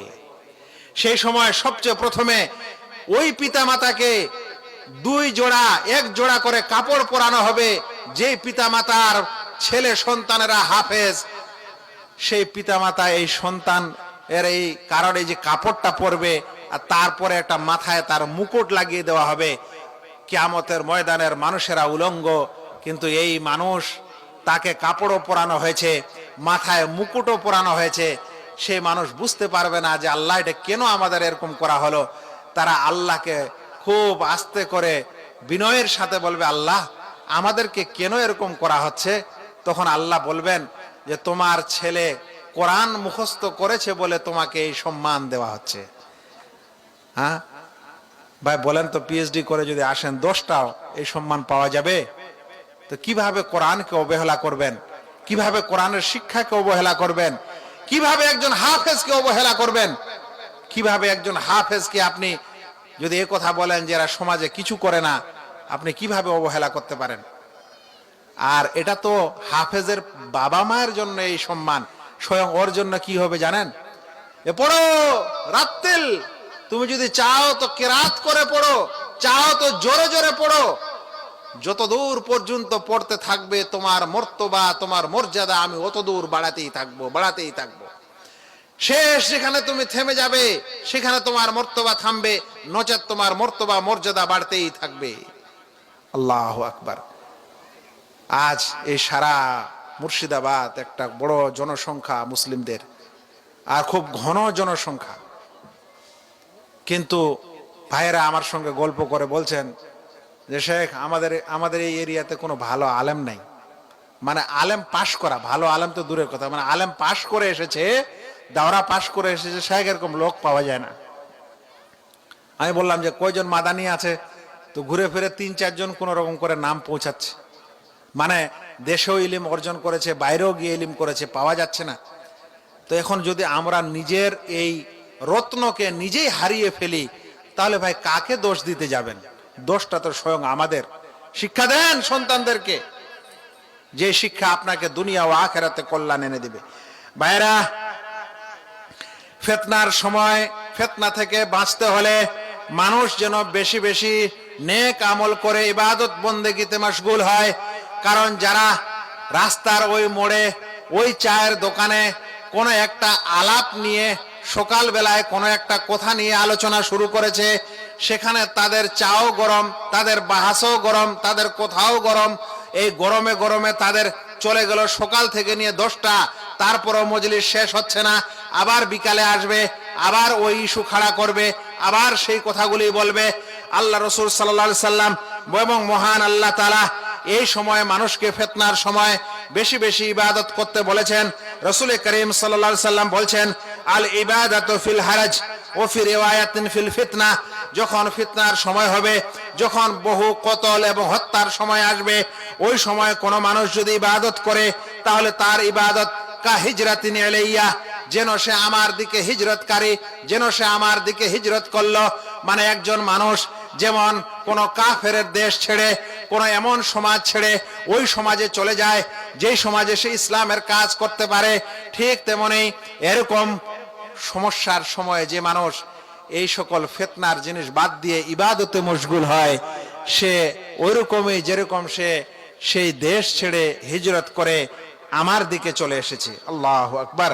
এটা রাসূল করিম সাল্লাল্লাহু আলাইহি ওয়াসাল্লাম বলছেন। ভাই, ফিতনা থেকে বাঁচার আরেকটা উপায় হলো সবর করতে হবে, ধৈর্য ধারণ করতে হবে, বিবেচনা বিবেক দিয়ে চিন্তা ভাবনা করতে হবে, কোরআন হাদিস দ্বারা চিন্তা ভাবনা করতে হবে, তাড়াহুড়া করলে হবে না। আল্লাহ তাআলা কোরআনে বলছেন, ইয়া আইয়ুহাল্লাযীনা আমানুস্তাঈনু বিস-সাবরি ওয়াস-সালাহ, হে মুমিনেরা তোমরা আল্লাহর কাছে সাহায্য চাও নামাজের মাধ্যমে এবং সবর করার মাধ্যমে, ধৈর্য ধরার মাধ্যমে। সেজন্য ধৈর্য ধারণ করতে হবে। ভাইরা, মানুষ যখন ফিতনায় থাকবে কিংবা নাও থাকবে, তাহলে সেজন্য এই দোয়া পাঠ করে রাসূল করিম সাল্লাল্লাহু আলাইহি ওয়াসাল্লাম শিক্ষা দিয়েছেন যে আল্লাহুম্মা ইন্না নাউযু বিকা মিনাল ফিতান মা যাহারা মিনহা ওয়া মা বাতান, হে আল্লাহ আমরা তোমার কাছে আশ্রয় কামনা করছি ওই সকল ফিতনা থেকে যেগুলা প্রকাশ্য কিংবা গোপন, এরকম সকল ফিতনা থেকে আল্লাহ তাআলার কাছে দোয়া করবেন। মনে রাখবেন রাসূল করিম সাল্লাল্লাহু আলাইহি ওয়াসাল্লাম আমাদেরকে প্রত্যেক নামাজে তাশাহুদের সময় 4টি জিনিস থেকে আল্লাহর কাছে আশ্রয় চাইতে বলেছেন। তার মধ্যে কি? আল্লাহুম্মা ইন্নী আউযু বিকা মিন আযাবে জাহান্নাম, হে আল্লাহ তুমি আমাকে জাহান্নামের আযাব থেকে আশ্রয় দাও। তারপরে বলছেন কবরের আযাব থেকে আমাকে আশ্রয় দাও। তারপরে বলছেন যে মৃত্যু এবং জীবনের ফিতনা থেকে আল্লাহ তুমি আমাকে পরিত্রাণ দাও। আর বলছেন যে ওয়ামিন ফিতনাতিল মাহইয়া ওয়াল মামাত, এবং মাসিহুদ দাজ্জালের ফিতনা থেকে আল্লাহ তুমি আমাকে আশ্রয় দাও। সেজন্য যখন আপনি নামাজ পড়বেন তখন তাশাহুদে আত-তাহিয়্যা পড়লেন, তারপরে রাসূল সাল্লাল্লাহু আলাইহি ওয়াসাল্লামের উপর দরুদ পাঠ করলেন, তারপরে এই 4টি জিনিস থেকে আপনি আল্লাহ তাআলার কাছে আশ্রয় কামনা করবেন। অতঃপর যা ইচ্ছা অন্তরে দুনিয়া ও আখিরাতের কল্যাণ যা চাওয়ার সেই সময় চেয়ে নিবেন। কারণ এই সময় ইবাদত শেষ হওয়ার সময়, আপনি আল্লাহর জন্য ইবাদত করে একটি ইবাদত শেষ করতে চলেছেন। এই সময় আল্লাহ তাআলার কাছে চাইলে আল্লাহ কবুল করেন। আপনি দুনিয়া ও আখিরাতের যেগুলা কল্যাণকর জিনিস, এরকম কল্যাণকর সব জিনিস আপনি আল্লাহর কাছে চাইতে পারেন। ভাইরা, আমরা এই ফিতনা থেকে বাঁচার আলোচনা করছিলাম, এবং মনে রাখবেন ওলামারা বলছেন যখন পৃথিবীতে দুনিয়াতে কোনো ফিতনা আসে তখন ওটা কেউ চিনতে পারে না, একমাত্র আলেমরা চিনে যে এটা ফিতনা। আর যখন ফিতনা চলে যায় তখন ওটাকে সবাই চিনতে পারে, সেটা আলেমও হোক কিংবা সেটা জাহেলও হোক। সেজন্য ভাই, যখন ফিতনা আসে তখন ওলামারা ছাড়া সেটাকে দুনিয়ার মানুষ চিনতে পারে না। ফিতনার সময় ফিতনার বিষয়গুলিকে আপনাকে আলেম ওলামার সাথে ডিসকাস করতে হবে, তার সম্পর্কে আলোচনা করতে হবে, এবং সেই অনুযায়ী আপনাকে জীবন যাপন করতে হবে। আমি আলোচনার এখন প্রায় শেষ প্রান্তে। যদি কোনো ভাইয়ের কারো প্রশ্ন থাকে লিখে দিতে চান এখানে পাঠিয়ে দিতে পারেন, মৌখিক করতে চান আপনি করতে পারেন। 2-4 মিনিট আর কথা বলবো, তারপরে আলোচনা শেষ করে দেব। আমি আপনাদেরকে শেষের দিকে একটি নসিহত করতে চাই, ছোট্ট নসিহত। যে নসিহতটা আমার মা ও বোনেরা যারা শুনছেন তাদেরকেও, এবং যে ভাইয়েরা শুনছেন বা ইন্টারনেট যোগে শুনছেন তাদেরকেও, যে আপনার দৈনন্দিন জীবনে অনেক জবাব দেওয়া যায়। জানেন, এই জবাবটা যখন আপনার শেষ হবে লা ইলাহা ইল্লাল্লাহ শব্দ দিয়ে, আল্লাহ রাসূল সাল্লাল্লাহু আলাইহি ওয়াসাল্লাম বলছেন যে ব্যক্তি মুয়াজ্জিনের এরকম আজানের জবাব দিল এবং শেষ পর্যন্ত লা ইলাহা ইল্লাল্লাহ বলল মিন কলবিহি, অন্তর দিয়ে, তাহলে সে ব্যক্তি দাখালাল জান্নাহ, সে ব্যক্তি জান্নাত চলে গেল। আচ্ছা বলেন তো, এই জান্নাতের জবাবটা দিতে কতক্ষণ সময় লাগে? যতক্ষণ আজান চলে 2 মিনিট, 3 মিনিট, 4 মিনিট, এর মধ্যে যদি আপনি একটা জান্নাত যাওয়ার আমল করতে পারেন, এর চাইতে বড় সুবিধার আর কি হতে পারে। তারপরে শুনেন, আজান শেষ হওয়ার পর ডাইরেক্ট আজানের দোয়া পড়বেন না, বরং তার আগে দরুদ পাঠ করে নেবেন, আল্লাহুম্মা সাল্লি আলা মুহাম্মদ। এই যে একটু জীবন যাপন করবেন ইসলামের, তো এই দরুদটা আবার শিখবেন কোথায়? আপনার প্রাইমারি স্কুলে দরুদ শিক্ষা দিবে না জুনিয়র হাই স্কুলে কলেজে দিবে? আবার এই ঘুরে ফিরে এই ওলামা সমাজ, ঘুরে ফিরে এই ইসলামকে আমাদের শিখতে হবে, নিতে হবে। এরপর দরুদ পাঠ করবেন। আল্লাহ রাসূল সাল্লাল্লাহু আলাইহি ওয়াসাল্লাম বলছেন, যে ব্যক্তি আমার উপর একবার দরুদ পাঠ করে, আল্লাহ তাআলা তার উপর 10টি রহমত প্রেরণ করেন। ভাই, দরুদ পড়তে 1 মিনিটও লাগবে না, হাফ মিনিট, একবার জান্নাত যাওয়ার সুযোগ, আবার 10টা আল্লাহর রহমত পেয়ে গেলেন। তৃতীয় জিনিস, দরুদ পাঠ করার পর আজানের দোয়াটি পাঠ করবেন, আল্লাহুম্মা রাব্বা হাযিহিদ দাওয়াতিত তাম্মা ওয়াস সালাতিল কাইমা আতি মুহাম্মাদানিল ওয়াসিলা ওয়াল ফাদিলা ওয়াবআথহু মাকামান মাহমুদা আল্লাযী ওয়া'আদতা। জানেন, এই দোয়াতে আমরা নবী সাল্লাল্লাহু আলাইহি সাল্লামের জন্য একটা দোয়া করি, সেটা হলো আতি মুহাম্মাদানিল ওয়াসিলা। যখন বাংলাদেশের রেডিওতে আজান হতো না, তখন আপনারা এই শব্দটা শুনতেন, আতি মুহাম্মাদানিল ওয়াসিলা ওয়াল ফাদিলা। ওরা একটা শব্দ বাড়িয়ে বলতো, ওয়াদ দারাজাতার রাফিয়া। হে আল্লাহ, মুহাম্মদ সাল্লাল্লাহু আলাইহি সাল্লামকে দান করো জান্নাতের সুউচ্চ সুমহান মর্যাদা। এটা অনুবাদে বলা হতো। হ্যাঁ, শুনেছেন না? না, এটা কি জিনিস? যে আমরা রাসূল সাল্লাল্লাহু আলাইহি সাল্লামের জন্য ওসিলা চাই, আতি মুহাম্মাদানিল ওয়াসিলা। হে আল্লাহ, আমাদের নবী মুহাম্মদ সাল্লাল্লাহু আলাইহি সাল্লামকে ওসিলা দান করো। এই ওসিলা হচ্ছে জান্নাতের একটা সুমহান মর্যাদার নাম, একটা বড় স্থানের নাম, সম্মানিত স্তরের নাম। সেই স্থান, সেই মাকাম, সেই মর্যাদা আল্লাহ রাব্বুল আলামিন পৃথিবীর মাত্র একটা বান্দাকে দান করবেন। আমাদের নবী সাল্লাল্লাহু আলাইহি সাল্লাম বলছেন যে আরজু আন আকুন, আমি আশা করি যে আল্লাহ আমাকে সেই স্থান দান করবেন। আর যে ব্যক্তি নবী সাল্লাল্লাহু আলাইহি সাল্লামের জন্য এই ওসিলা চাইবে, মানে আজানের এই দোয়াটি পাঠ করবে, তো রাসূল করিম সাল্লাল্লাহু আলাইহি সাল্লাম বলছেন, হাল্লাত লাহু শাফাআতি ইয়াউমাল কিয়ামাহ, সেই ব্যক্তির জন্য কিয়ামতের দিনে সুপারিশ করা আমার জন্য ওয়াজিব হয়ে যাবে। মানে এই দোয়া পাঠ করলে আল্লাহ রাসূল আমাদের জন্য সুপারিশ করবেন। একবার জান্নাত যেতে পারলেন, একবার রাসূলের সুপারিশ পেলেন, আল্লাহ রাসূল সাল্লাল্লাহু আলাইহি সাল্লামের উপর দরুদ পাঠ করার কারণে 10টি রহমত পেয়ে গেলেন। এর চেয়ে উত্তম আর কল্যাণ আমল কিছু হতে পারে না। মসজিদের দিকে যাবেন ভাইরা, ওযু করবেন। যখন আপনি ওযু করেন, আপনার ওযুর অঙ্গ দ্বারা আপনার গুনাহগুলি ঝরতে থাকে। রাসূল করিম সাল্লাল্লাহু আলাইহি সাল্লাম বলেছেন, চেহারা ধয়, মুখমণ্ডলের গুনাহ ঝরে যায়, হাত ধয়, হাত থেকে গুনাহ ঝরে যায়, এমনকি শেষ পর্যন্ত তার নখের কোণার মধ্যেও যদি কোনো গুনাহ থাকে সেটাও ঝরে যায়। এখন যদি আপনি নামাজ না পড়েন, তো ওযু করবেন কখন? ওযু না করলে আপনার গুনাহ ঝরবে কখন? অতঃপর ওযু করার পর যে দোয়াটি আছে, আশহাদু আল্লা ইলাহা ইল্লাল্লাহ ওয়াহদাহু লা শারীকা লাহ ওয়া আশহাদু আন্না মুহাম্মাদান আবদুহু ওয়া রাসূলুহু, এই দোয়াটি যখন পাঠ করবেন, আল্লাহ রাসূল সাল্লাল্লাহু আলাইহি সাল্লাম বলছেন তার জন্য জান্নাতের 8টা দরজা খুলে দেওয়া হয়। এরপর আপনি যখন মসজিদে যাবেন, মসজিদে যাওয়ার সময় একটা পা উঠাবেন, একটা পা ফেলবেন। আল্লাহ রাসূল সাল্লাল্লাহু আলাইহি সাল্লাম বলছেন, যখন পা ফেলবে তার একটা গুনাহ ক্ষমা হবে, একটা পা উঠাবে আল্লাহ তাআলা তার একটা সম্মান বৃদ্ধি করে দিবেন। তো এই জন্য ওযু, নামাজ, এই সকল জিনিসকে যে আমরা আজ অবহেলা করছি, এর চাইতে হতভাগা কোনো মুসলমান আর হতে পারে না। আমি আমার আলোচনা এখানে শেষ করছি। আল্লাহ তাআলার কাছে দোয়া করি, আল্লাহ যেন আমাদের প্রত্যেক ভাইকে, যারা আমরা আজ এখানে শুনছি, আল্লাহ যেন আমাদেরকে সত্যিকারে এই বিষয়ে বুঝার এবং আমল করার তৌফিক দান করেন।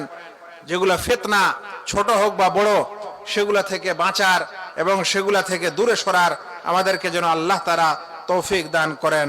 আমিন।